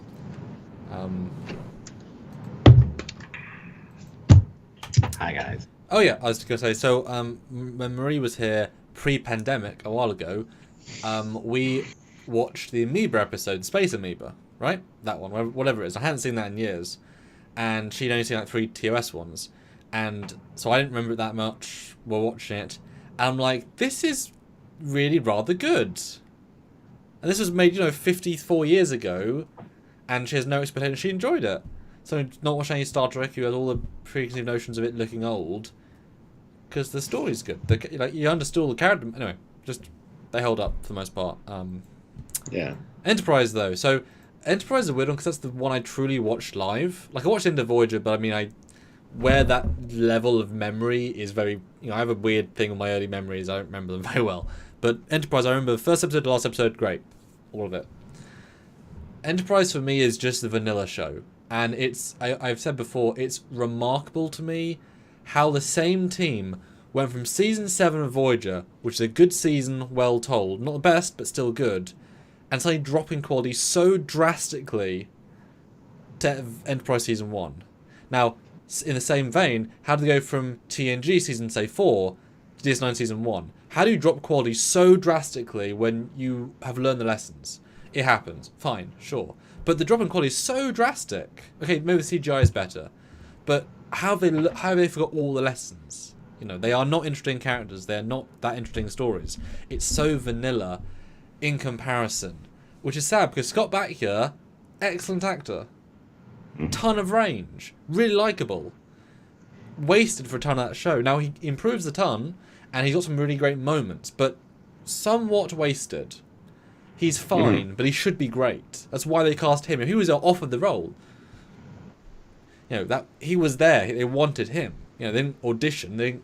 He was the guy they wanted. And even though the jumpsuits are bland and uninspired compared to everything else, like the art design of the corridors, while very real, while the corridors are very very real looking, they're very uninspired art design. They're grey. The entire aesthetic of Enterprise is grey, bland, vanilla. Yes, grounded, but you compare it to all the other shows that have a certain life. You look at the TNG set design, it's gorgeous, warm, advanced, Enterprise, grey, silver, metallic. Like, all that cool is gone. And that comes on screen. You know, it's very vanilla. And considering where we just come from, it's weird. It's very strange. You know, they can write better, and yet they didn't. Now, it improved a lot, but never got its stride quite. I think season 3 is actually rather good, because that is, you know, I've said to you before, Discovery. Why wasn't Discovery as good as Enterprise season 3 done 15 years earlier? Like, that serialized storytelling done right. One season, excellently told, great character development for pretty much everybody, great individual stories, great episodic, great CGI, great, you know. Come on, Discovery, look at Enterprise season 3. You know, I remember Discovery they were saying, we're doing episodic first. Like, no, Enterprise did it, and DS9 did it. What are you on about? You know, they did it better. And season 4 is hit and miss. Some amazing, some less good. But at least it's interesting, you know. But it's not quite as focused, because by definition it's not. They keep swapping storylines. So it got good it got some good stuff by the end, but still more vanilla. The ship is more vanilla. CGI is brilliant, and even the alien ships, you know, they're not as iconic as the Voyager ships, made 6 years earlier by less good computers. For some reason, you know? Something about that show is more vanilla. You know what I mean? Even though it had the most of makeup. I mean, yes, like the Xindi reptilians are incredible. But do you remember any other aliens, really? But I guess it is Westmore's 20th year of doing alien inventions. Fine, sure. But that show is not the same creative powerhouse that the other shows are. And it does show, you know? And they're not even giving the character stuff to do. So, less interesting stories, less interesting sets, less interesting characters. What do you have? Okay. Not bad, but okay. But season 3 is brilliant. You know, it's very, very good. And a lot of good stuff. Season 3 is almost brilliant. Oh, almost. Season 3 would have been brilliant if they actually used the goddamn universe and picked some aliens that actually already existed in Star Trek instead of making up a whole new goddamn species called the Xindi. That annoyed the shit out of me. Tell us what you really think. You have a rich tapestry of different. You got the Tholians, the Xintis, the Lyrans, the Hydrons, the Concordium, Gorn, the Romulans. I mean, use something else. God damn it. Well, but all of those are broke canon. I mean, you want to do something that radical, you got to invent something new. It was both safe and let them really have fun. I thought Xindi were as a race excellent. I mean, so interesting. I mean, Degra, what a brilliant actor, brilliant character, so much growth. Yeah, he would have made a great Lyran. How do you describe a Lyran? What's the personality of a Lyran? I don't know. Lyrans are like Xindi, they're cat-like. But that's another story. Look at Tower Radio, £2. Thank you. TNG, the animated series, wow. DS9, Voyager, Enterprise, in that order, best Trek. What about TOS? Well, maybe meant TOS, not TAS. Oh, gotcha. Cool. Mark Lawrence, $50. Thank you very much, Mark. What? Thank you. That's crazy. Okay. It would be crazy if Stuart was still here. And guys, click like. We're 169. I want to see 200 likes. 200 likes. Click like now. Probably end soon because my connection's getting garbage. I mean, still just clear saying. On my end. But yes, you are going. I know, but it's pausing every 5 freaking seconds for me over here. It's annoying. Okay. Mark Lawrence, $50. 1, shows the respect the original timeline the best they could. 2, fan films that respected the timeline as well, Axonar, New Voyages, etc. 3, the Orville. 4, the Kelvinverse. 5, the rest of the shows, aka the Discoverse, Disco and Picard. Interesting. I do like he included fan films in there. Somebody had said earlier that they will never enjoy anything Axonar because of what it did to fan films. It has nothing to do with the Axonar premise. It has to do with the people behind it. So, and besides, some of the best fan films have come out in the last 5 years. Yeah. So, I mean, I know you guys aren't involved in them, but I mean, the bar's really got to a great place with fan films, and there's so many fan films coming out that are just amazing. So, fan films are doing amazing. Yeah. Jarzy at $5. I agree. Discovery will date itself badly, but it's not just visuals with TOS. The writing, ideas of tech, 60s culture in the 23rd century, etc. 60s culture, I get. Writing, nope. And ideas of tech. I mean, they had advanced tech. I mean, even as far back as Where No Man Has Gone Before, with where Gary at the helm waves his hand over something to change the thing. He doesn't touch a button. And I totally disagree with you on the tech and the look. Well, and the fact is, as we said before, the start of timeline is not our timeline. Because guess what? We didn't have a Third World War or eugenics war. So anyone that says, oh, but we don't go to that, it looks not advanced for us. Like, we didn't have a Third World War. It's the end of discussion. Miles Dyson didn't make... No, that's Terminator.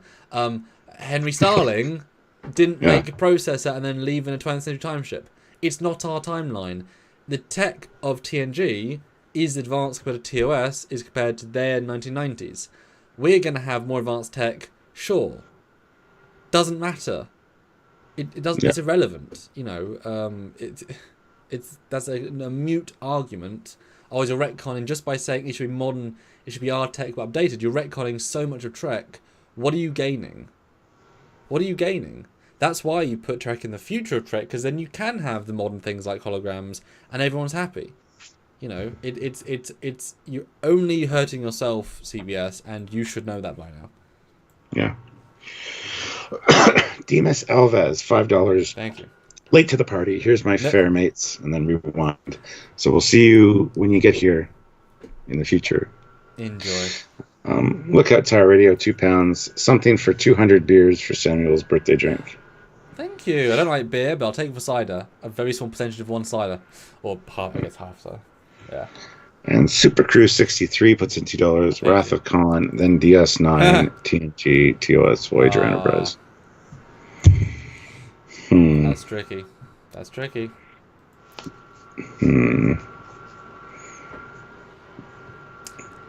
TOS doesn't look... Jay Donaldson says, TOS doesn't look futuristic, in quotes.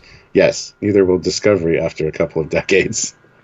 Yeah, exactly. Well, the ship still looks futuristic, though, from the outside. We can't build anything like that. Exactly. And the bridge is still more functional than the Discovery bridge, or the Picard bridge. Based on... Anyway, so Enterprise, you're right, it did great developing storylines. It has flocks. It has really interesting characters not properly utilized. So I guess so the idea of Phlox is great. The idea of T'Pol is great. The idea of Trip is okay. Savol is great. Shran is great. There's side characters. Forrest is pretty good. Degra is really good.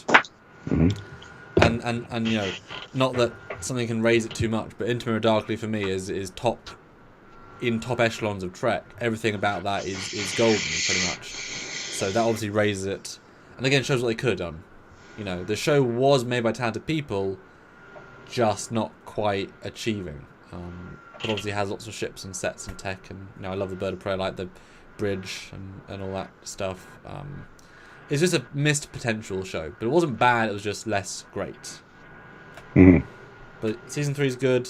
Some great season 4. I love the fact that there's a 2-part Khan, Erickson and the Oddmans. Two brilliant. Two parts. Answered questions. Did it cleverly. And you really got the sense that season 4 they cared so much about Star Trek, and it was just seeping out of every single moment. And that we haven't felt that in a long time. But Stuart, speaking of a long time, we had a pause, and then we had Discovery. So how do we rank Discovery as the best Trek? In what ways would we rank it the best? Fantastic visuals. Lots of great stuff going on the screen as far as money being seen on the screen as far as visuals go. Creating a whole new universe for a retelling of the TOS era. They did a fantastic job as far as a new universe goes, the Discoverse. It's not Prime. But the fact that they say it's Prime drags it right down from whatever pedestal I would have given them credit for, unfortunately, because it's not Prime as much as they want it to be. Other than that, again, you got some fantastic casting. I love Tilly, I love Stamets, I love the characters as well. Burnham, no. Sonequa Martin Green is okay, I guess, as an actress. The character is just too over the top in too many ways for me. You don't believe her as a Starfleet officer. I'm having a real hard time trying to say positive things about why it should be a good top of the list thing. So yeah, and even visually, season 1, the first half is awful special effects. They're very dark. They're very unclear. Oh yeah. We even know from inside source that they lit the ships darker because they didn't hold up. They didn't. The teams didn't think they could light them well. And so they hid them in darkness. That's why they're not nice looking. There's a few nice angles, but terrible. Now, only by the end of the season they light them properly, and then you see, oh wow, ugh. Season 2, everything improved in season 2, but season 1 is easily the worst season of Trek. I mean, pretty much Discovery season 1. There's very little to really redeem it. But that's because not even the writing's good, and some of the characters are okay. But now season 2 though is much better. The visuals get a lot better, a lot cleaner. The morals are better, but it's filled plot holes. And this is the caveat with having serialized versus individual. How many times do you say, "Wow, TNG is full of plot holes"? You wouldn't ever say that. You might say, "Oh, there's a few little plot problems in a few episodes," but you don't ever think that. Enterprise season 3, you would never call that filled with plot holes because it's such a woven, intricate narrative. Like, no, it's not that sort of thing. And Discovery season 3, it's filled with constant plot holes that didn't think it through, and that keeps diminishing the quality of the show. I mean, you keep having these fundamentals. At least write a good show, At least Enterprise was okay written, I won't make plot holes in Enterprise. But season 3 had some great visuals in Discovery. The costume, I appreciate their attempt to link between the eras. That's a plus. Certain things they tried the opposite. D7, beautiful. Discovery Enterprise, pretty good. Tricorder's good, Phaser's good, Phaser Rifle's good. The Mirror Universe stuff is okay until Lorca becomes Trump for no reason and then becomes boring as all hell, and who cares? Stamets, having got to know the guy better in hindsight, they just didn't know what they wanted to do with him clearly. They didn't have his arc planned out, and so he feels a bit redundant until he resets. Summer and Burnham, same thing. They don't know what they're trying to do, and they reset. But is Discovery the most quick improvement, or does TNG improve more from season 1 to 2, or does Discovery improve more from season 1 to season 2? That can't be answered yet. No, I just mean between those two seasons, just like the jump in quality one season to another. I'd say they're on equal footing at this point. We need to see more Discovery to see how it matures. There's not a huge difference between season 1 and season 2 of TNG for me. I mean, the visuals are the same, the uniforms are the same. There's no changes that way. Sure, a few more good stories, but I don't know. I don't think you compare them like that. I don't think that works for me. Okay, fair enough. Olivia Julius, $2. Hashtag Picard Fertilizer is canon. Squadra Course, $2. Do great visuals count if the ships are dark and fugly? Nope. Well, there's a lot of other good effects in that show that are cinema quality stuff a lot of times. So, but also there's a lot of cinema out there, and so just say it looks like a movie. There's a lot of movies. True. And anybody can buy a red camera. Like I was trying to say something nice. That's all I could come up with.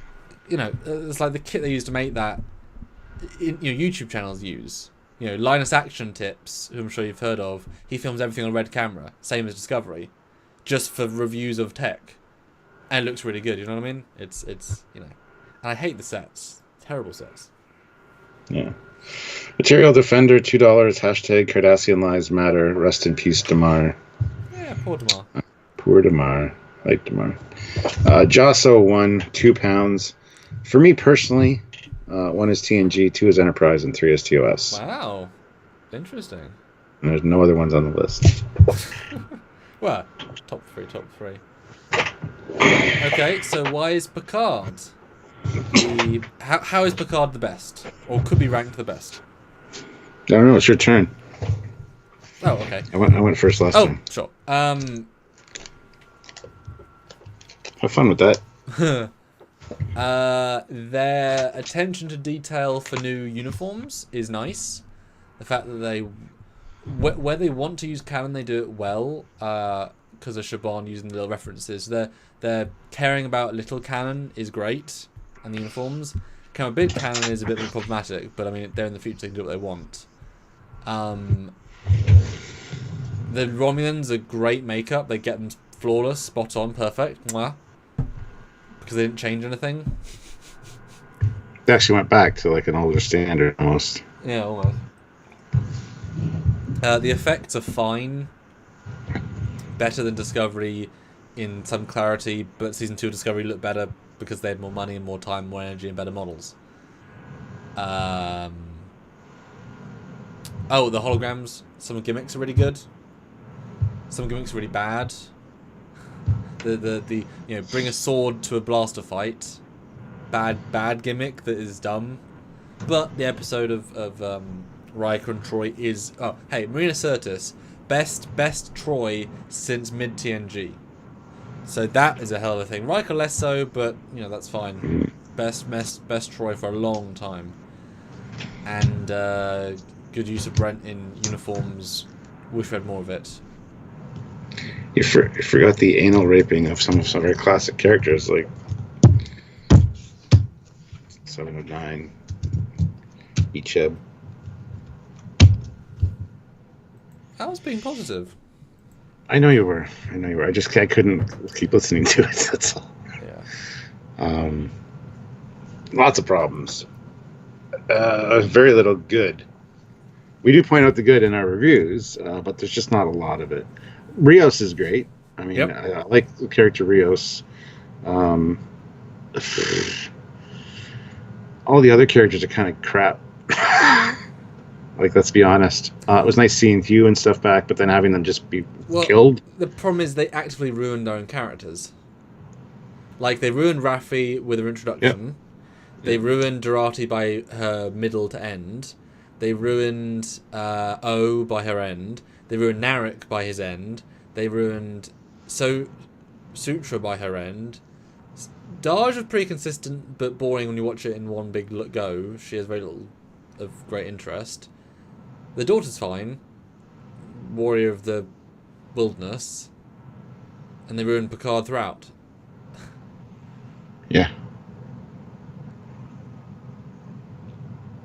Yeah. And they retconned the Discovery Enterprise as canon in Picard's timeline, which is the most sheer fucking hubris of them all on their part. So yeah, they just misunderstood what it is to be in the Star Trek world because Raffi's situation couldn't happen.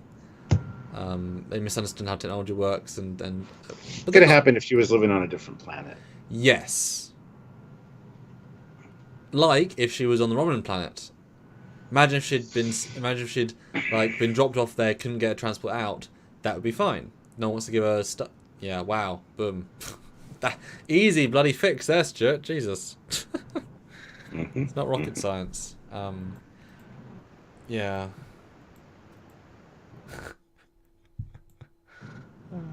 That was the shortest one. The newest one, Stuart, that we just reviewed the most detail we reviewed was the shortest to talk about. That's hilarious. I'm still thinking. I'm trying to something to say, and I just can't. Yeah, I don't know, man. There you go. I'm not going to rank the series as far as numbering them, just because I don't want to. But I think we've made it clear what we like in this list. Yes, very much so. Go back and listen to it. Yeah, but suffice it to say, my bottom three: Discovery is at the bottom, Picard is second bottom, Enterprise is third bottom. I mean, that's that's instant, instant gut reaction. The other four are so far above those three for me. Like the level is a stark difference. I think that's a general consensus. And then the upper four are just shifted around for people depending on what their favorite is. And Enterprise can shift if you like Enterprise a bit more for whatever reason. Yeah, but don't forget the animated series; it's in there somewhere. Yeah, I mean, hey, finish TNG. We'll do that as a full rewatch. I'd be fine with that. I'd be fine with it. We're going to do them all eventually. It could take us 50 years, but we'll do it for you guys. Well, if they keep making new stuff and delay us 4 months every time, yeah. I'm fine with them making new stuff. But I'll be honest. I think the new Lower Decks will be fun. Higher on the list. I think it'll be a good show. I think the guy has a lot going on. I think if CBS didn't meddle, didn't micromanage, you know, honestly, just like with DS9, the less the studios involved, if they have a good creative guy in charge, the better it'll be. You know. Yeah. Because you know how many... Oh, sorry. Jersey says with the animated series you could do 2 episodes live. No, we wouldn't do that. Are they 30 minutes? Aren't they? They're 30 minutes. Okay. Yeah, that would be disservice to it. Yeah, I think it'd just be shorter lives. It'd just be 5 in a week and they'd be shorter. Sorry, you were going to say something. I didn't mean to cut you off. No, it's fine. No, I don't. Okay, super chat. Jonathan C, $2. DS9, TNG, Voyager, Enterprise, TOS, Disco, and Picard. Wow, TOS being that low is shocking. Shocking. Squadra Course, $2. Great TOS CG equals the first 2 minutes of New Voyages, Blood and Fire. Yeah. Yeah. Trying to remember what that's like, though.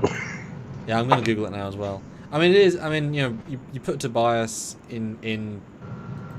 I mean, you can make TOS look amazing. I mean, it's not. It won't look modern in the sense of actually modern, but it'll look beautiful and cinematic and interesting. It's only the limitation of the artist. That's it. I mean, I've done so much TOS fan film CG work. I mean, if you guys seen the Avalon universe, I make it look hyper modern in comparison, yeah, can be done. Yeah. You can make TOS look fantastic. Yeah. Inamir Darkly shows that. Yep. I mean, it's the best the Enterprise ever looked. The Connie. Yeah. Well, the Connie, not the Enterprise. The Defiant. Yeah, the bridge, even the detail, the lighting is fantastic. The HD, the depth of field. I mean, it's a whole new ship. I mean, the fact that every room inside the Connie model has windows and they're all roomed and they're all coloured rooms and the facades are beautiful. I mean, it's just the best. And it's the Aztec, but it's not too much. And I've used that model a billion times. You can make it look absolutely 2020. It's absolutely gorgeous. Whew. Well, guys. Wow. I think that was good. That was a fantastic discussion. Yep. A tour de force, Stuart. A tour de force. Yes. And you guys really pitched in, surprised us with a few things, but that's great. We love the diversity. Yep. Infinite diversity and infinite combinations. That's what makes us all Star Trek fans and brings us together. And I do want to hear now, we've got 150 people watching.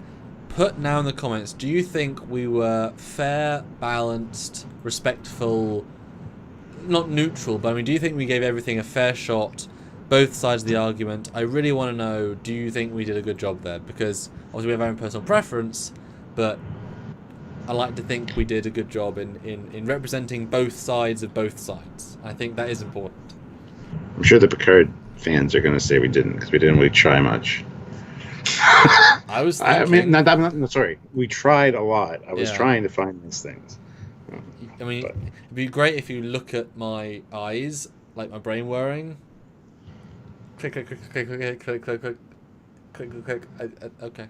And Uberq was their final list. Well, we're not gonna officially rank them ourselves. But you can definitely tell.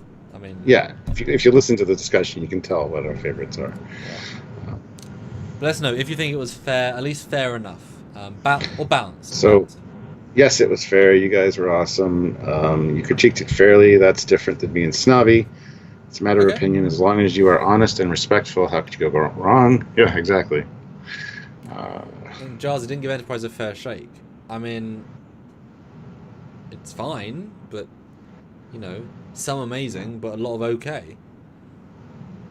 Yeah. Jersey, for the most part, yes, but I kind of feel you didn't really give Enterprise a fair shake. That's what I was responding to. Oh, sorry. No, sorry.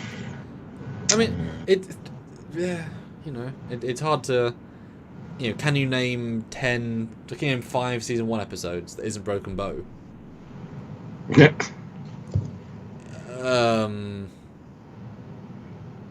I could guess them if they're in season 1, you know, but, you know. Enterprise underrated to me. I mean, it's fine to good, but it's not as that's a problem. It's still better than Discovery and Picard. Well, it's more consistent for sure. There was more love behind the scenes because you had people like Michael and Dean Sakuda, Rick Sternbach, Doug Dressler, all people that really respected what came before. So. And also, you know, the amount of thought that went to the NX-01 compared to Discovery or the what's the Less Arena? I mean, you know, the amount of thought that Matt Jeffries put in, Andrew Probst put in, Rick Sternbach put in, and then you look at Discovery, which is also John Eves, but the thought is also so sporadic and varied, it doesn't conform. And then Less Arena, who the hell cares? I mean, it's just, you can tell. My feeling for Enterprise is, honestly, it had a lot of potential. It just didn't quite hit it. And when it did, it was a little too late. It was too little too late, unfortunately. But if it had been given 7 seasons, we would have a different view of it. Totally. There we go. Totally. Because that would have been 2000 and... Did it stop or start in 2004? Stop, I think. I'm not sure. Yeah, if it's had 7, it would have got a lot better. But I think Voyager reached the potential of storytelling a lot more in the creativity side. Because Enterprise was limiting itself with the aliens, the technology, the area of space, who you couldn't meet. Everything was a limit. You know, if you'd done what Doug suggested, the first season is all about human politics and building the ship and doing small stuff, really build up the characters, small scale, and suddenly go into space, could have had a really interesting feel, more like Babylon 5, I guess. It would have been very different, but you could have really had more character. You know, I mean, DS9 spends every time on a station. If you can deal with that, you can deal with, you know, it's all spent finishing a ship and only going to the nearest star system. You know, only going to Alpha Centauri and back. You know, you could have had a really good story. You know, dealing with Vulcan politics, and then Andorian comes to Earth, and you're dealing with him, and and then you suddenly explode out into the universe. Yeah. People would have hated that though, so they would have wanted to ship right away. But we've had it, but we've had very focused stuff within that. Yeah. Good Tea Nice House. What's in $5? I asked for a review dissecting the various bridges. Well, we've done a top 10 favorite bridges. For fuck's sakes. So sick of this. I think we can hear him. Hi. Dissecting the various bridges. Could you hear me? A little bit, yeah. I mean, you heard me swear. Yeah. Oh, fuck's sakes! I'm sick of my internet. So there you go. Anyway, yes, we did a top 10 on bridges, but I would love to do a live, actually looking at each bridge and kind of discussing each one. I think that'd be a good live to do. See what your thoughts are as far as the different bridges from the different series. And we're not going to go through every TOS bridge, because there's a few, and then all the movie bridges. But I mean the main series, like the original production TOS bridge, the Voyager, stuff like that would be cool. Yeah, no, I agree. That'd be a good live for sure. And Jill asks, let's do a review of Into and Darkly so I can find out why you love it so much. To me, I mean, the script, the characterization, the art design, the pace, the sets, the different lighting, the different characterization of the people, the action, the sci-fi. The crossover, the tying it all together. The Trekness, the Easter eggs, the Gorn cleverness, maybe not the fight, but the seeing TOS presented in a modern light, to quash everybody that says TOS can't look good these days. The space battles, the costumes, the way the phasers looked, the attention to detail with the people dead on the floor to represent what the Defiant looked like. The Tholian design, the dry dock design, the space effects, the fact that we see in contrast to Enterprise and it's one area that in fact destroys everything, the end shot of the Enterprise, the fact that Hoshi wins at the end, the fact fact that Travis says nothing and is yet kills the most important guy. It's 2 archers. And Mayweather with the cool Widow's Peak hairstyle, which looks really good on him. The makeup on Trip. The fact they're suited on Cloak. To Paul's relationship with... I mean, everything. I mean, it's a list. It's a constant... The only thing you could say is that you wish they got to TOS quicker in part 1, and you wish they spent less time effing around with the Gorn in part 2 and had more fun TOS stuff. Like, take out some of those 2 padding bits, give us more, like, doing something else, and it would have been better, you know. Yeah. Super Coops, it's a great answer to your question, by the way. 5 pounds. Great to see how we all see Trek in a different way. But whatever your opinion, Trek still brings us together as Trekkies and Trekyardians. Live long and prosper all. That's a perfect way to end this live with that. So thank you. Yeah. And this is all just opinion based, and we're just putting our opinion. We're happy about that. Yeah. And Olivia Julius, $2 episode ranking for Trekyards, I guess. That's 1.5.1. It is. It's a weird number. I'll go 3.5. But yeah. Or 30.1.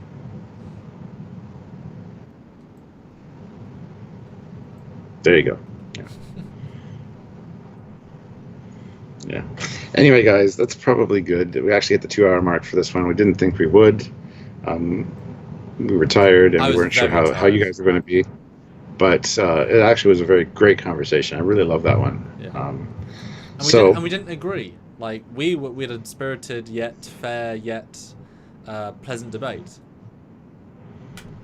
That's important. You know, you can do it. Yeah, exactly.